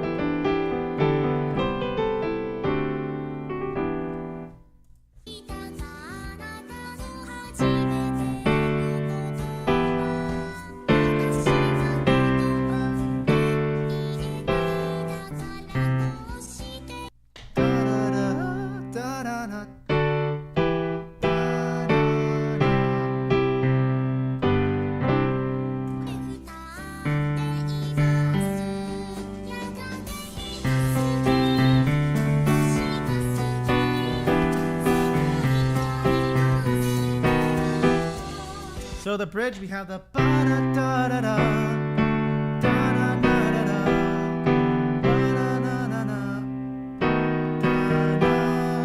da-da-ba-da-ba.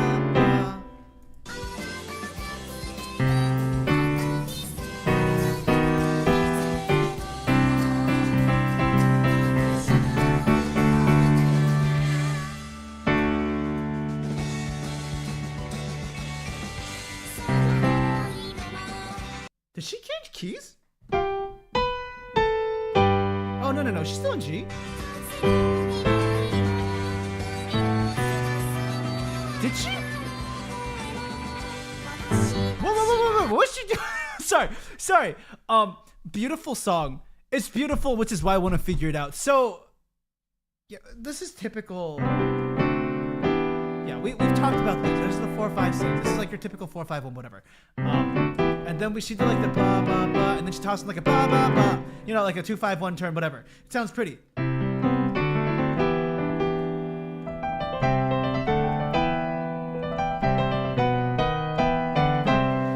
And then she did something in the chorus.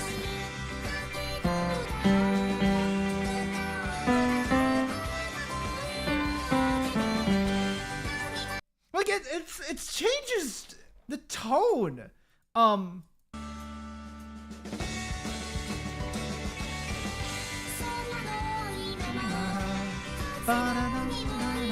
What is the da da da da da da da da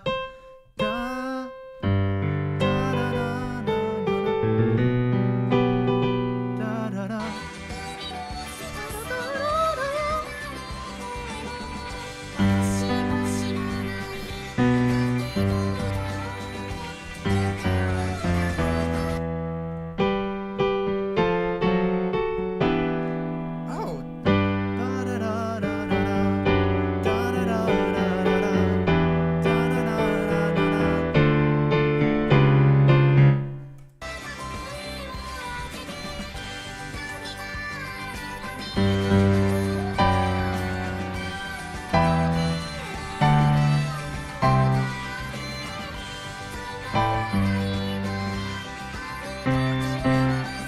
Oh, it's not that different.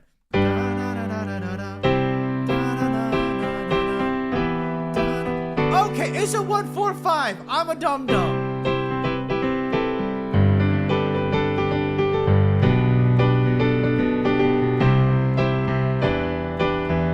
Something like that.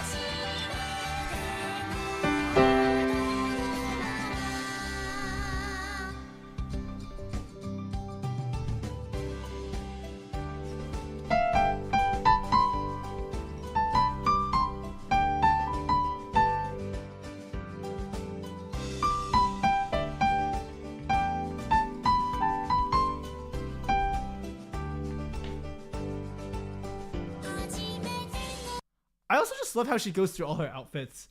I'm guessing this is the full, since it's the full version from more recently, it's just like the time span of what she's gone through. And definitely her journey, which is really beautiful. Not knowing much, again, this is like my first true exposure to Miku. Seeing this as part of her journey and what she's thinking about, yeah, it hits the feels. I feel like I don't have to try to justify and explain it. Like, this song is trying to go for the feels. Like even like the chord progression, like the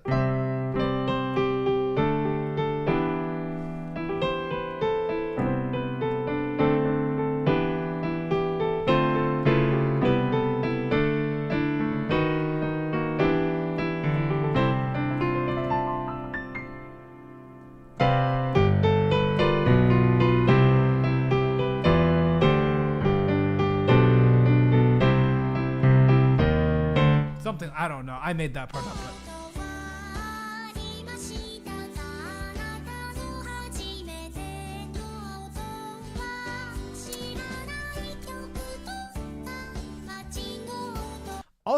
also, just this part right here.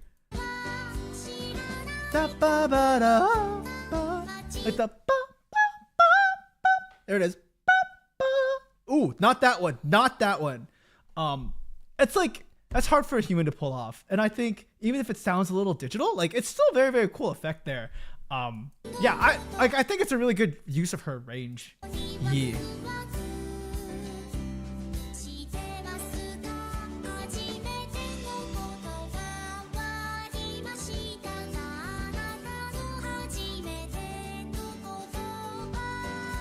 Oh wait, this is so cute. Sorry. All the lyrics here. The first words, do you have them? The first words you had.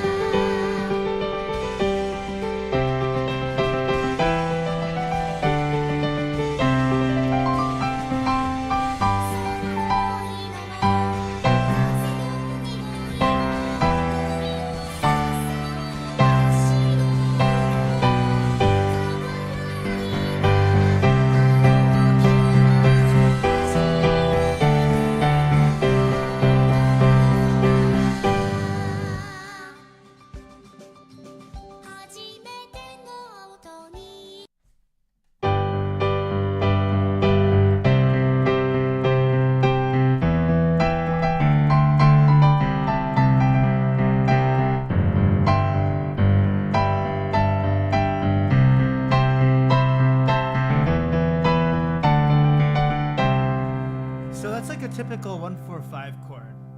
But what was funny was she started here and then she didn't go to the 1, which confused me a lot.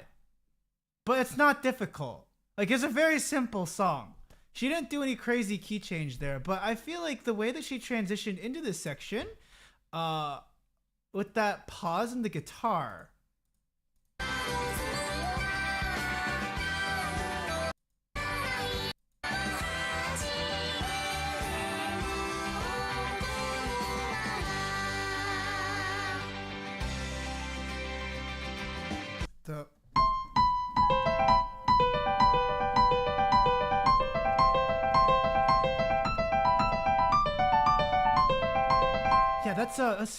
it's a nice. Sorry, I haven't done like arpeggiated piano parts in a while. I usually just leave it to a MIDI thing. I mean, like I can do them. Yeah. Sorry.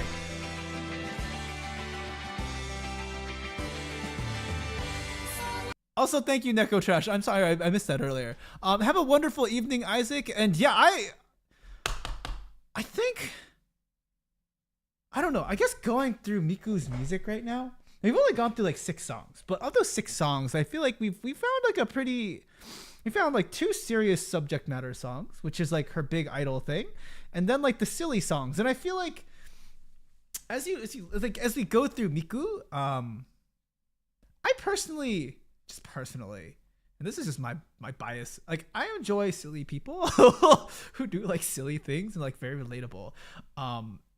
Yeah, like I'm here. I don't present myself to be the all-knowing academic. I very much present as like I'm dumb. I do my best to try and pretend to be smart, but you know, we can't be smart all the time. You know, we do our best, and I feel like as a person, I enjoy relating to those kinds of characters. And so getting to like the original Miku songs, like the first one, Vocaloid in Love, and the one that we had before this, it's gonna play an ad, I bet.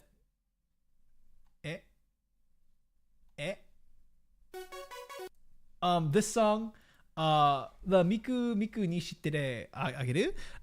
Also, hello Vijeo. I feel like those kinds of songs definitely hit differently than like Package and Hajime no Oto. Still a good song. Not gonna say it's not a good song. But I think they hit differently based on the journey and where they are. And of course, at some point, if we ever get there, I'll probably have to write something like this. Oh God, Vijeo. So basically for this journey so far, I found a spreadsheet of someone that basically made a Miku syllabus. And so if you click on the pinned post, the Miku syllabus so far, we've only gone through like 6 songs.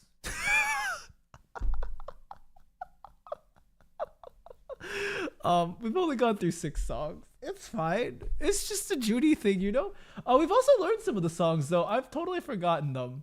I don't remember them. I feel like if I tried to go back and play through some of these songs, I need to do like if I wanted to do like a medley of all of them, I need to do a refresher of the melodies. Maybe we'll give it a try at the end. I kind of want to see if I can remember any of the melodies and if I can pull them out. Skill I've been wanting to work on. But I think let me finish this song out.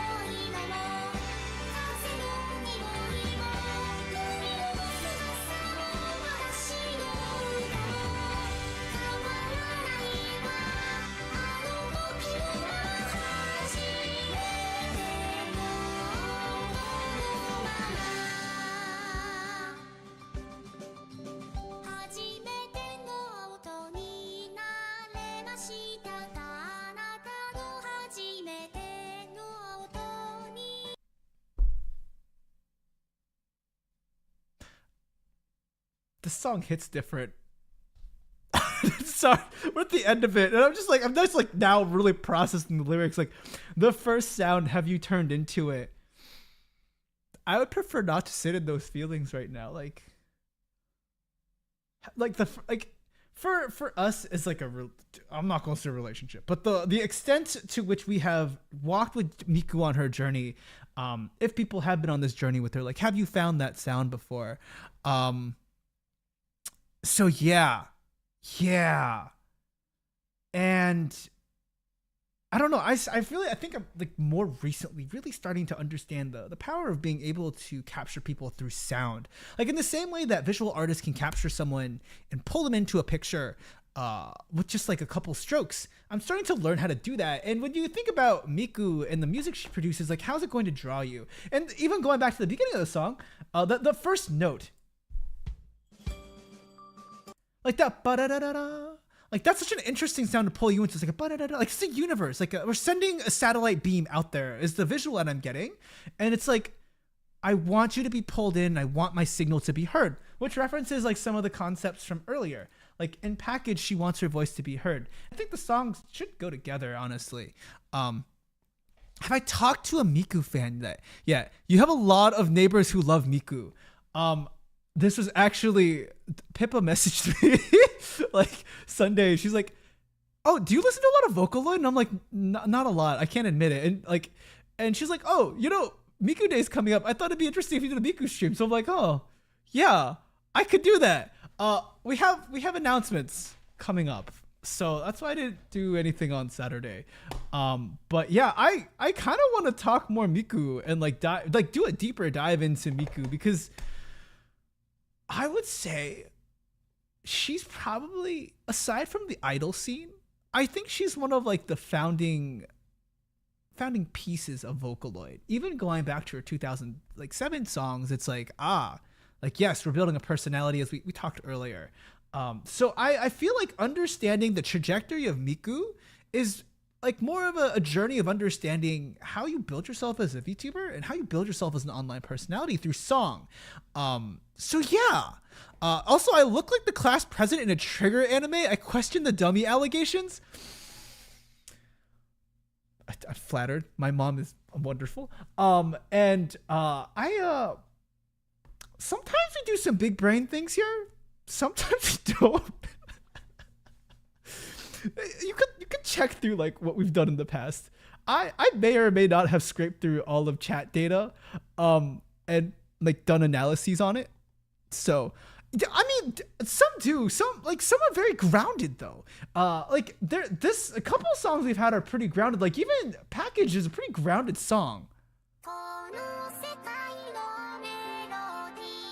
Like this song, I kind of expect in like Western music, the ba da da da da da da da. What was that? I think it was in.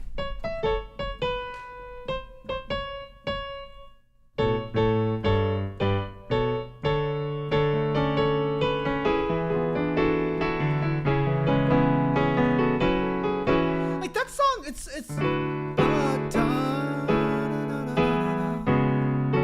It's pretty grounded, and this one also seems pretty grounded. Oh, I totally just missed it all. I'm sorry, is that like common world domination? We're not gonna get there. We're not gonna go there yet. Because I want to follow the order of this goddamn spreadsheet because spreadsheets are life. Okay. The next song is by Cosmo. It's the disappearance of Hatsune Miku. Why did Hatsune Miku disappear is my question. And why did she disappear? I have questions for Hatsune Miku, but you know, that's not for me to decide. Go. Cool. Let's try this. The disappearance. Oh, that's like the first thing. English sub. Good times.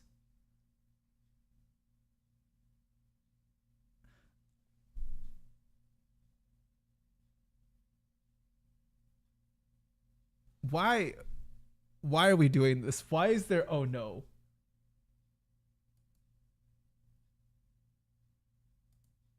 We're not gonna watch the ad.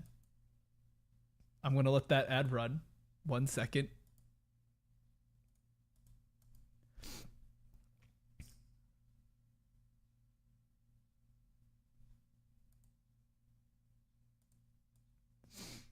Okay. Why are we knowing the disappearance of Hatsune Miku? Okay, we're just gonna play it. We're gonna play it, and I will pause and try to figure things out.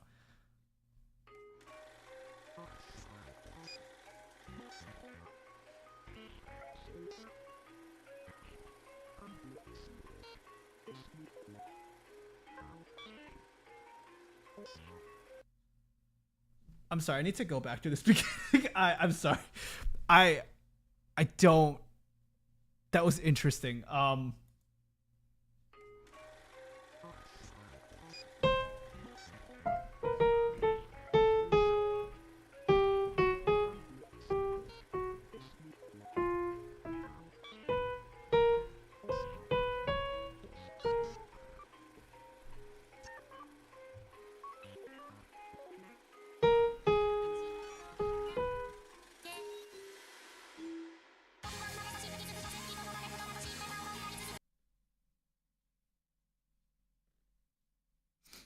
I'm sorry. I didn't play anything, and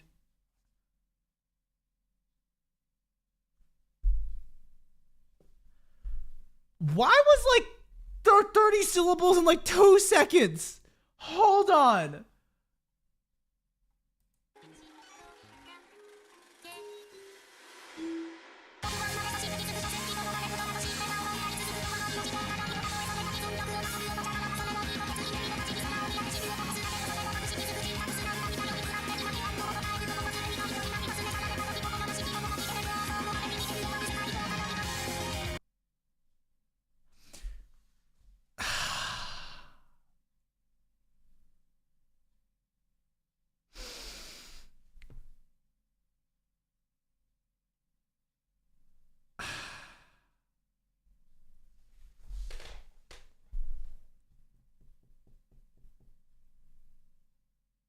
I'm gonna need a moment. That was a lot.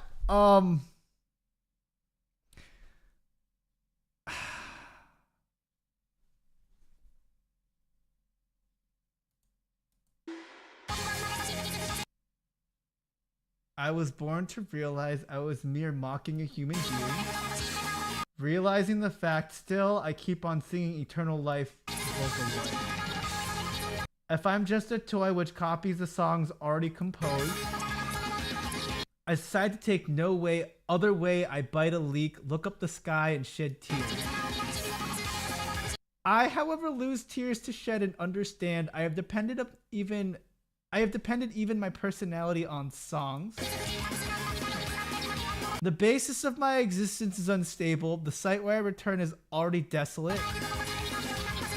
When I'm forgotten by everyone, I'll lose a kind of heart. And I'm out of control, then I see the end of the world at last. Vocaloid. Holy moly. I set it to 0.5 times stream to read. Yeah, we're just gonna pause. That's a really clever opening. Even the starting with this whole scene, one, is brilliantly done as like a black box, and it sounds like the end is near. You can hear the end reel sounds. And this thing where she's questioning her humanity and seeing like how does she produce noise and sound, and does that make her human, I think also is a very interesting take on her being a Vocaloid, because this whole first verse, I don't think it is probably humanly possible.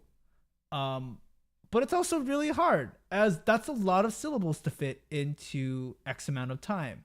And so I think it's also a really good use of Vocaloid tools, as if I tried to fit this many syllables, it's not impossible to fit this many syllables, but also the breath control that you're going to need to do all that is kind of wild.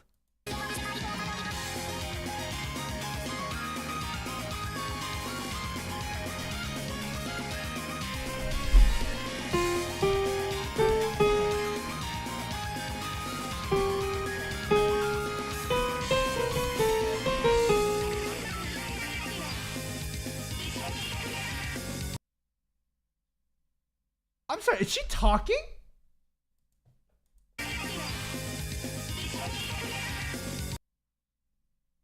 Oh my god, that's so cool.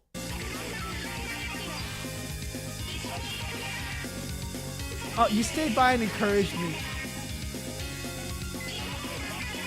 I wanted to see your I'm just gonna listen to this and then pause it afterwards.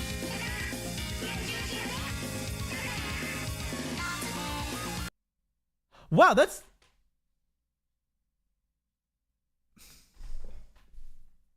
I think of all the songs that we've listened to so far, this is probably the most like theatrical, as one, using the effects to say like I can't, you don't understand me.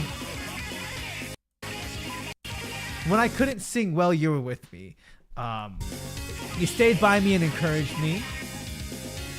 I wanted to see your glad face by practice songs, but also she's like literally, you cannot understand. Like it's so fuzzy. I didn't even know there was actual singing. That's why it's a Vocaloid. Yeah, but that's also what makes it cool. Like cool, or perhaps cool isn't the right word. Appealing. Like it is questioning humanity, like her own existence as a tool, but also the effects that go with it. Like it's brilliant. It's well done. It's well done.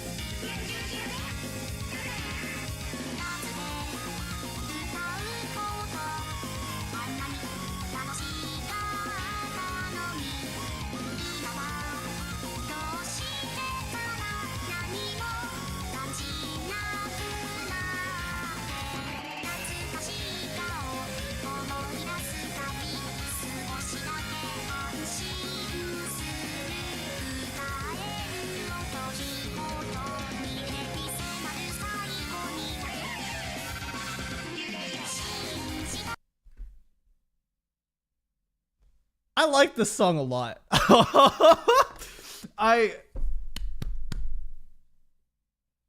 Yeah, this is a good one. I'm eating good today.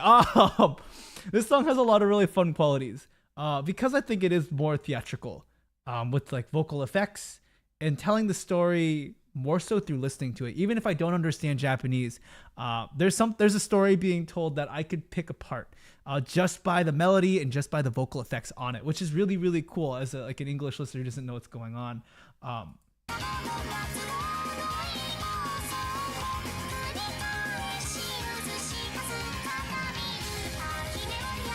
Holy moly, what is that?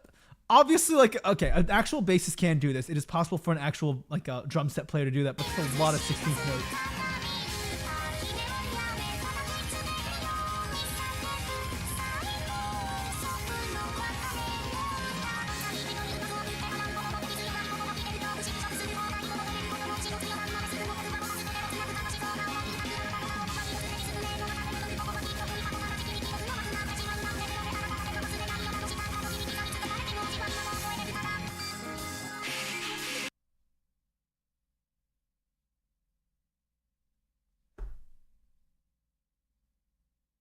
That's a lot of words.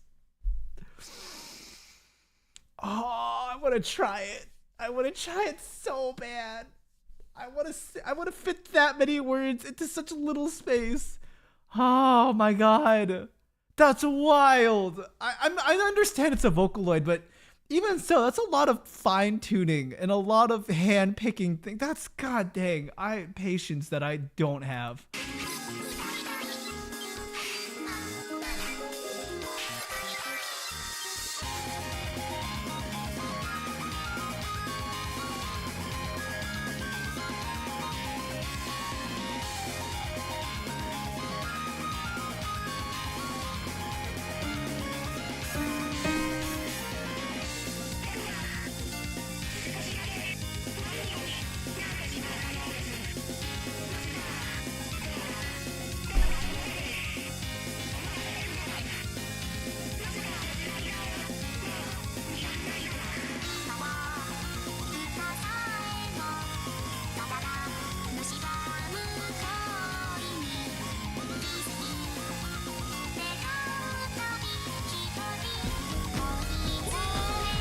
Oh my god. God dang notifications. Oh my god, thank you, Conrad. I greatly appreciate it. Oh my god, I forgot I still had notifications on. God dang, you're good. Thank you so much, Conrad. I appreciate it. Oh my god, I'm gonna die.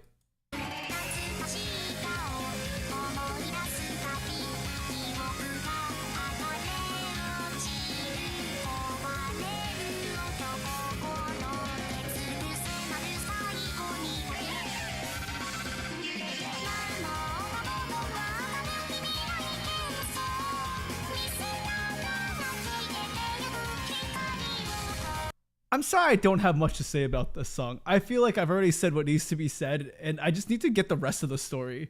I feel like this song, to really appreciate it, I think you have to have followed for a while and know the journey. But also, it kind of just draws you in. Also, the 3D animation's great here. I wish I could dance like that. Probably more clean.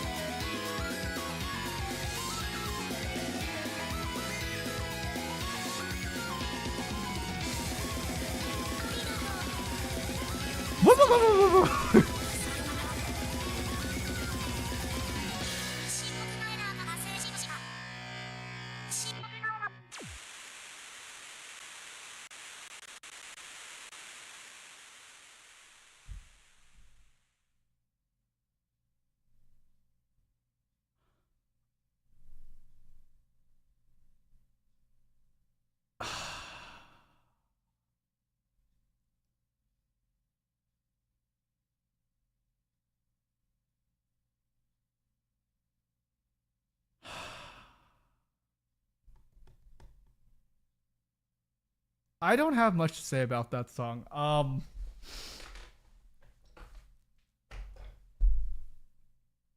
have nothing to say. Yeah,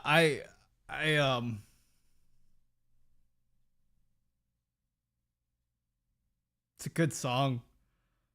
There's nothing, I feel like the visuals are really great. I wouldn't call it a song. It is still musical, but I would say I don't think it's meant to be casual listening. It's not supposed to be ear candy. No, this is not even like overwhelmed. This is just, I'm not sure how to process it. What? Sorry, let me turn my BGM on for this. So for this song, I actually have more questions about who has the ability to tell Miku's story. Because Miku is simply a voice, right? In all her songs, she talks about, this is my voice. I want my voice to be out there. Can you hear my voice? And she wants to be remembered by her voice.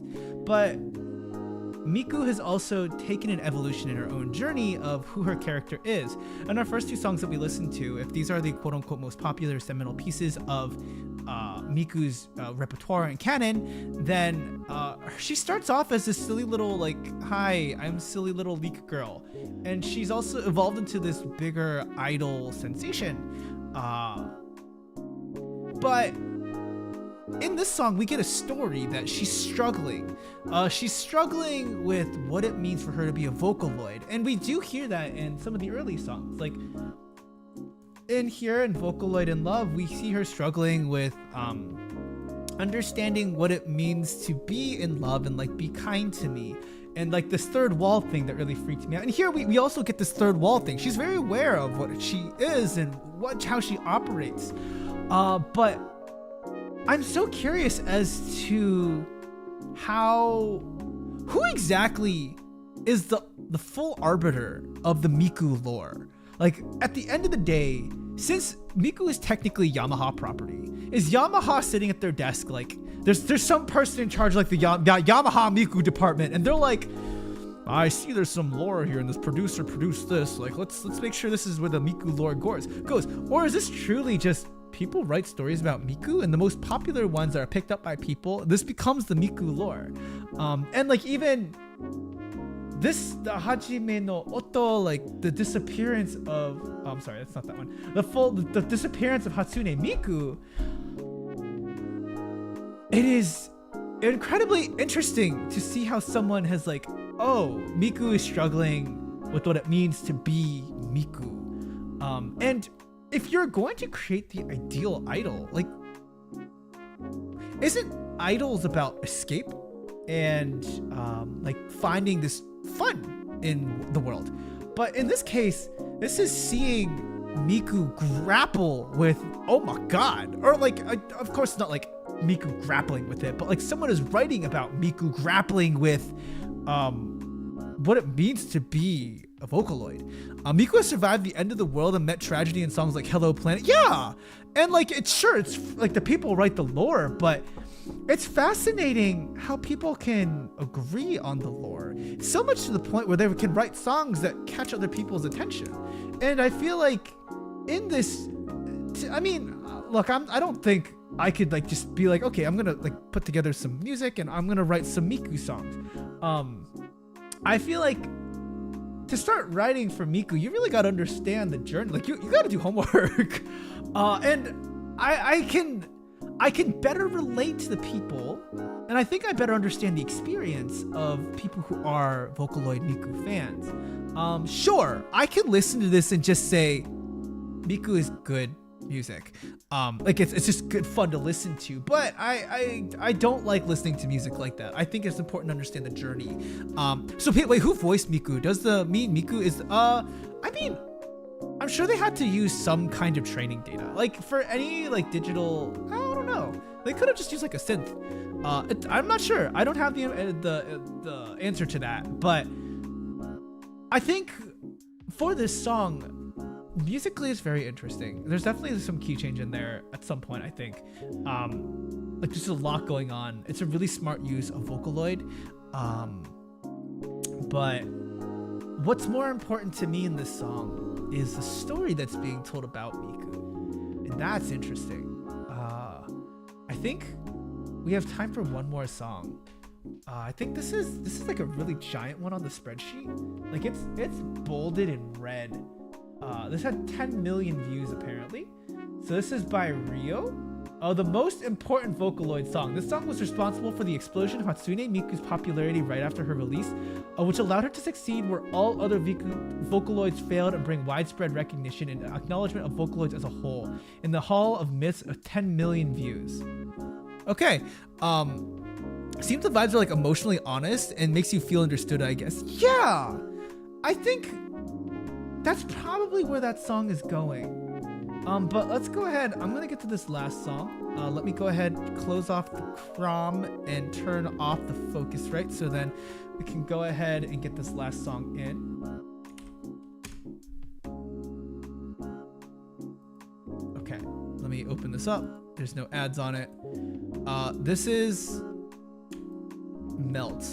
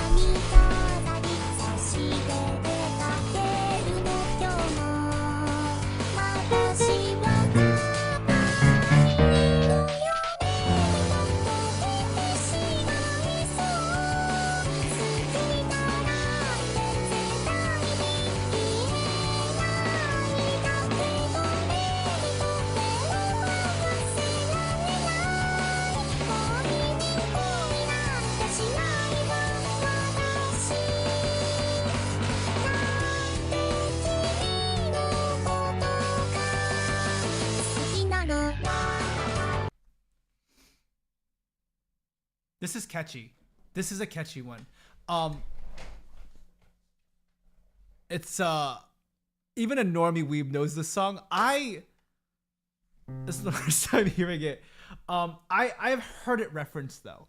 I've definitely heard it referenced. Let me see if this song is easy enough to pick apart too. La la la la la.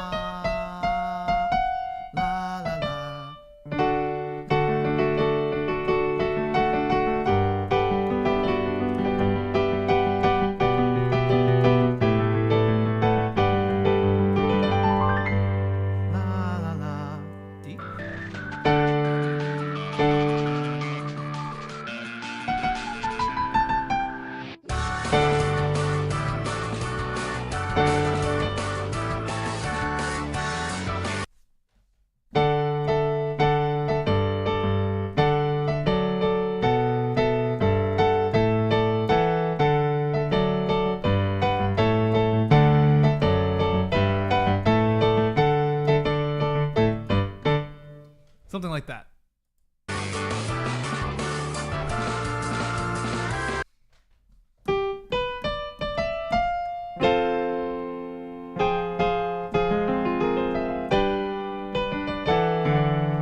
The Miku song uses. Oh, what?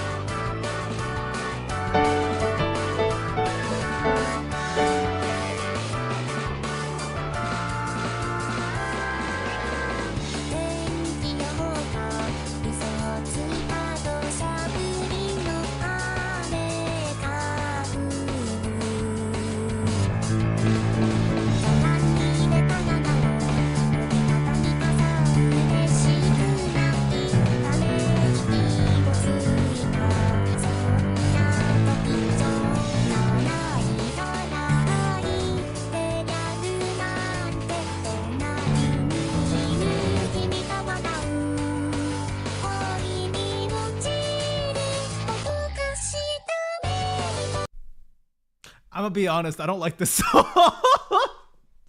I don't like it. It's yeah, I'm not a fan of it. I think Miku has done. I think some of the past producers from Miku has done more interesting things. This sounds like a typical pop song to me. It's not my favorite. I'm not saying it's a bad song. The reason I was sitting on it so long was I'm trying to figure out how do I'm just not feeling it. Like the it's a typical love song. It's like, oh, you know, I don't know how to express my feelings to you. It's like the subject matter, it's not well written. It's like, oh, it's like typical doki doki. Please, like, let me share my feelings with you. And the chords for it aren't that fascinating either. It's not like a compelling song. The instrumentation, I actually think the piano's turned up too much. I love a good piano. But when the only thing you hear is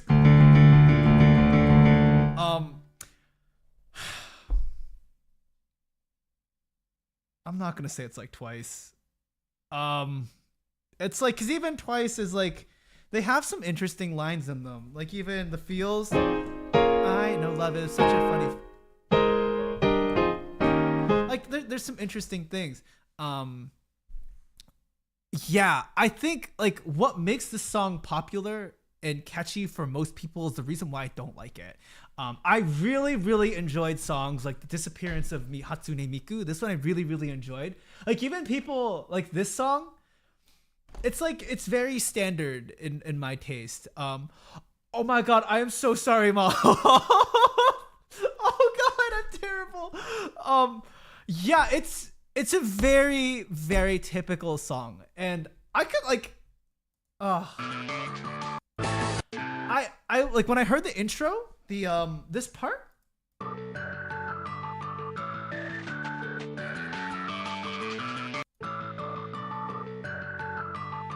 This part, like when I heard that interesting synth sound, the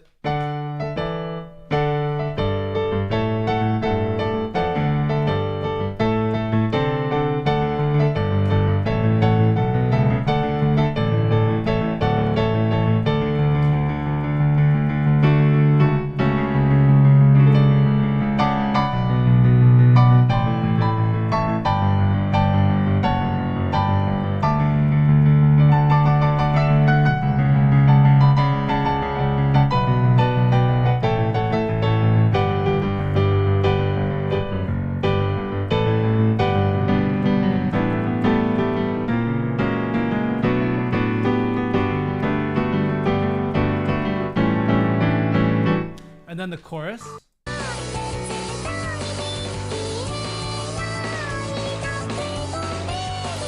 Da da da da ba da da da da da da.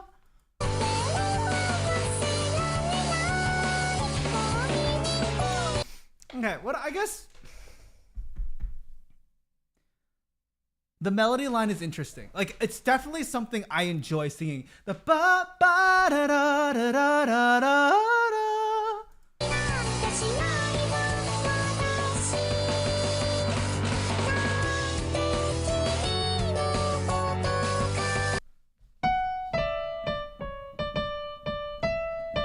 I will say it's a very singable line. The melody line here,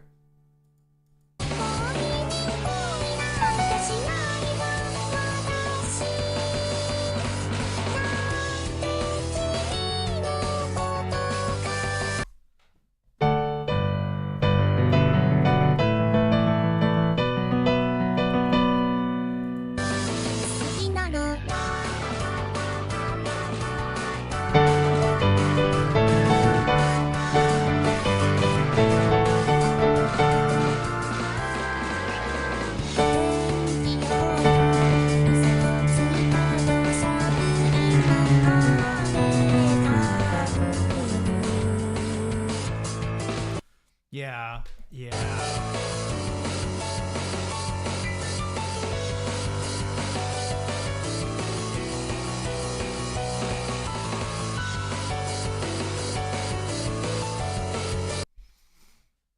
I actually think this piano is a bit too hard. Oh man, I think yeah. Ah, I understand why people like it. I understand why people like it a lot. It's a very very sweet song. It has a very like it's a very cute. It's very cute.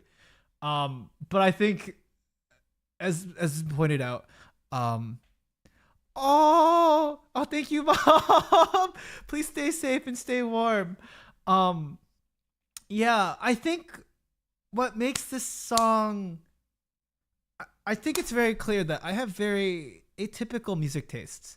Um, and like my taste in music, I like really crunchy chords. I like chords such as this kind of stuff. Like when I was playing, and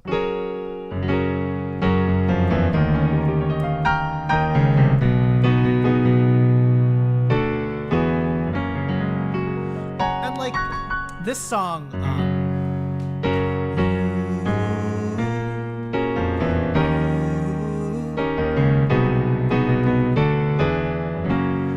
like this is still a poppy song, but the chord choice is just very very different, and like the chords also go with how they're telling the story.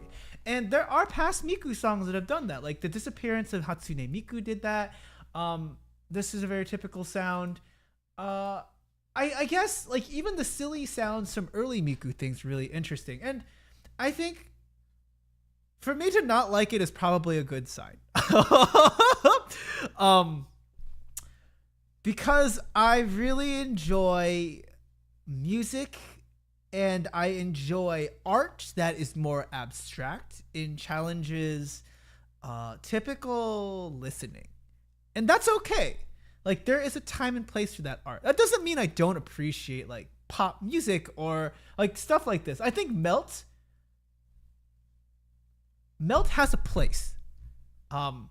While it's not my favorite song, I understand why people enjoy it. And the subject matter and the writing it's cute. Like don't get me wrong. Like just nearly close enough to feel your breath of what to do. Like yeah, it's like this very cute experience of romance the first time you find it. Like how do I work through my feelings of like, oh, wow, you're so cute and I'm really shy and I don't know how to process my feelings and I want to be with you. It's hard. And I think this is something people can relate to. And I personally, I think the most pure forms of love is like, not love, but like infatuation, feelings of affection is like when people first experience it. Like your first form of affection and love with another individual is, it's like such a cherished and beautiful moment. Like how you will not be able to experience something like that again, because if this first relation does not work out, then like forever you will be jaded by this experience of affection and love. And to be able to sing songs where you reflect on those like doki doki feelings, it's like, oh, my heart, it flutters, and like, oh, the feelings, like the waves of, I think the song does that well. And like like sure, the animations that go with it,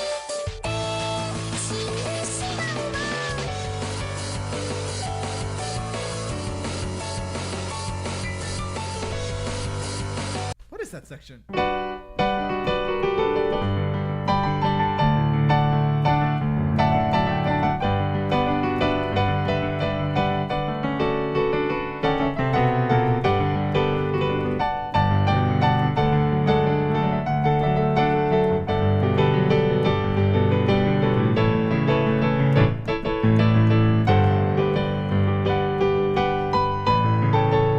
Something like that. I don't know.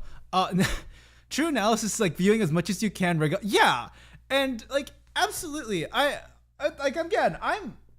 It's not a bad song. It's just not my flavor.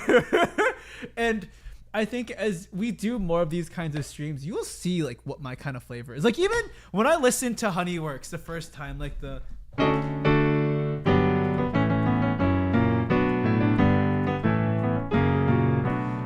When I first heard that song, I'm like, oh my god, this is such like ear candy. It's cute. It pops really fast. I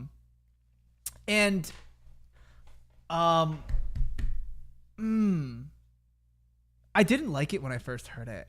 Uh, wait, this was published back in 2000. Yes, yeah, there was.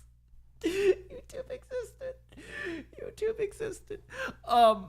And oh my gosh, I think like you can start to get my flavor of music, basically, and even like I enjoy crunchy, interesting chords, like when they went from F sharp major to B flat major, making mountains out of molehills, yeah, when they're not even real. Like I enjoyed that kind of chord progression, and like Honeyworks, like the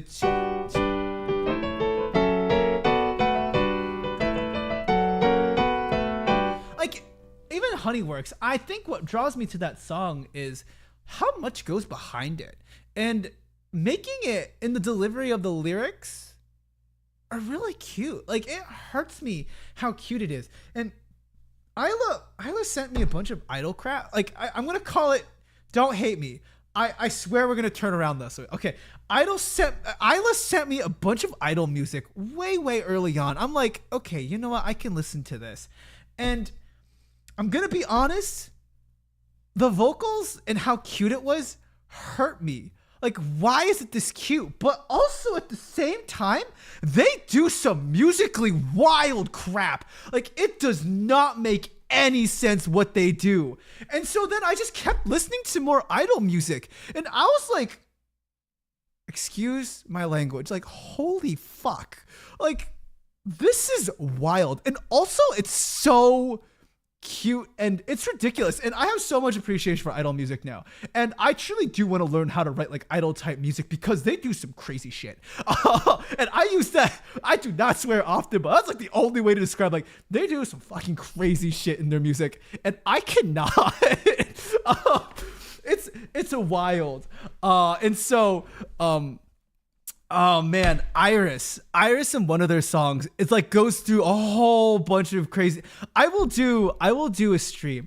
I want to do an analysis stream with Ayla where we talk about idol music, and I need it. Like, I have to really prepare for this stream to figure out some of the chords. I remember one of the songs, I just sat there and I spent like an hour just trying to figure out the first chord progression.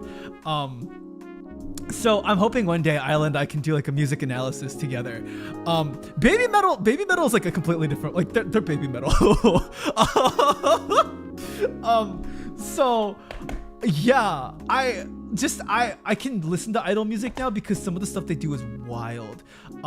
And there's just so much behind it. Even in like Miku's music, we only got through like 7 songs today, which is honestly more than I was expecting.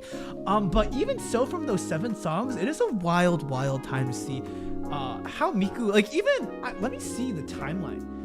If you go through the spreadsheet, we went from all the 2007 songs. The date of the song is 2007. I don't know if that's when it was published or not, but even of those songs, there's a lot of growth. Perfume also counts as idols. I mean, idol. I need to like actually talk to a quote idol expert in VTubing. I know they're out there. I know there's a lot of them. Like, I don't know. I knew like there was a lot of Vocaloid people as well. Part of me was like, should I just like ask on Twitter, send me your Miku things and I'll listen to them. But I felt like I needed to understand the full Miku canon from start to finish to really get a good grasp of it. Like, you can start from the end and go backwards, but I feel like it's so much more of a journey when you see how it progresses over time. That's why longitudinal data exists, and it's fascinating. But like, oh man, it's been a lot of fun. I will continue and revisit this. If anything, if I have time later this week, I will go back and we will continue going through. Oh my god, the Miku canon is huge. What in the actual heck? Why does Miku have such a vast discography? God dang. I'm sorry, I'm just scrolling. We will most likely do a part 2 to Miku because I did not get through half of her songs, and there's just so much to figure out. I guess I could post it. It scares me though. It's scary. I'm insecure. It's okay. But okay. I do have to end soon because I don't think my roommate wants me screaming about Miku, and I don't think my condo complex wants me screaming about Miku. But things coming up. We do have stuff coming up. Please look forward to announcements from CodeX. I believe that Ayla also has streams later this week. I will be finished for this week, but my birthday stream is coming up. March 14th is my birthday. If you have not done so already and you'd like to submit a clip of yourself singing happy birthday to me, what I'll be doing... Oh my god, that's next week. Oh my god. I am not prepared. Holy moly, sorry. It just occurred to me my birthday is next week. Wow, that is faster than I was anticipating. You have a week to submit happy birthday clips. I have already received clips from multiple people, and I have already started like making sure that they're tuned, making sure that they are making sure that they're all like whatever. So if you'd like to submit a clip of yourself singing happy birthday, you are more than welcome to give me a clip. I will post it again on Twitter. So far I have like 7-8 voices. So the only thing I ask you to do is follow the voice lines. That makes my life a lot easier, and if not, I will find a way to remix you into the happy birthday somehow. So as an example of what I'm doing, hold on, let me get the Panunu out.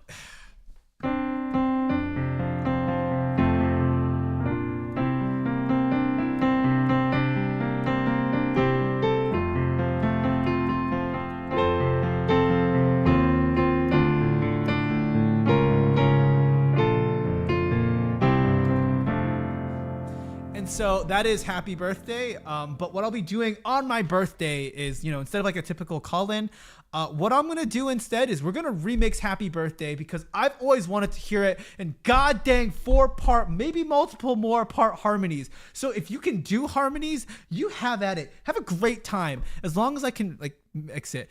Please have some guests for your birthday. I'm insecure. I'm insecure. Reaching out to people scares me. It makes me insecure.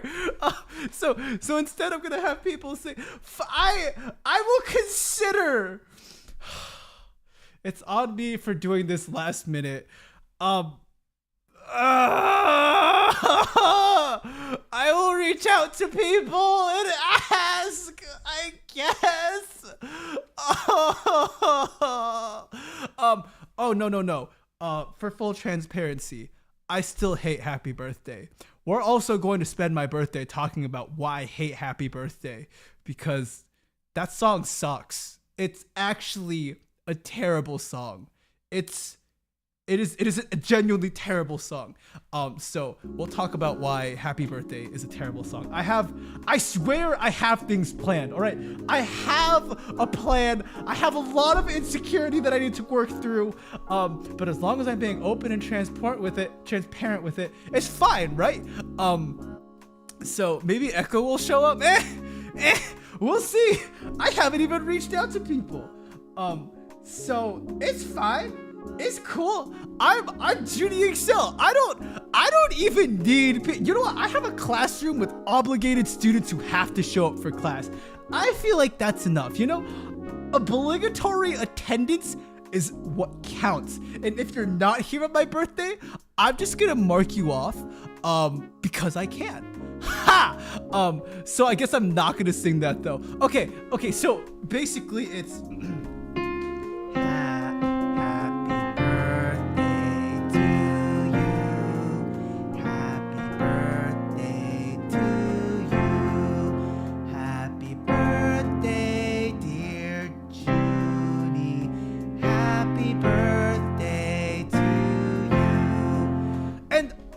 I will go into it right now why it sucks. Happy birthday is happy birthday on. Okay, it also jumps a lot. Like, happy birthday. The reason why happy birthday sounds so bad is when people go, happy birthday, but we all start way too high. So when the person at the party is starting happy birthday, like, happy birthday to you, happy birthday to you, and then you go, happy birthday. Like, no, sounds bad. Just start low. Start happy birthday as low as you can. I'm done with my TED talk on why I hate happy birthday. Okay, happy birthday just sucks as a song. I'm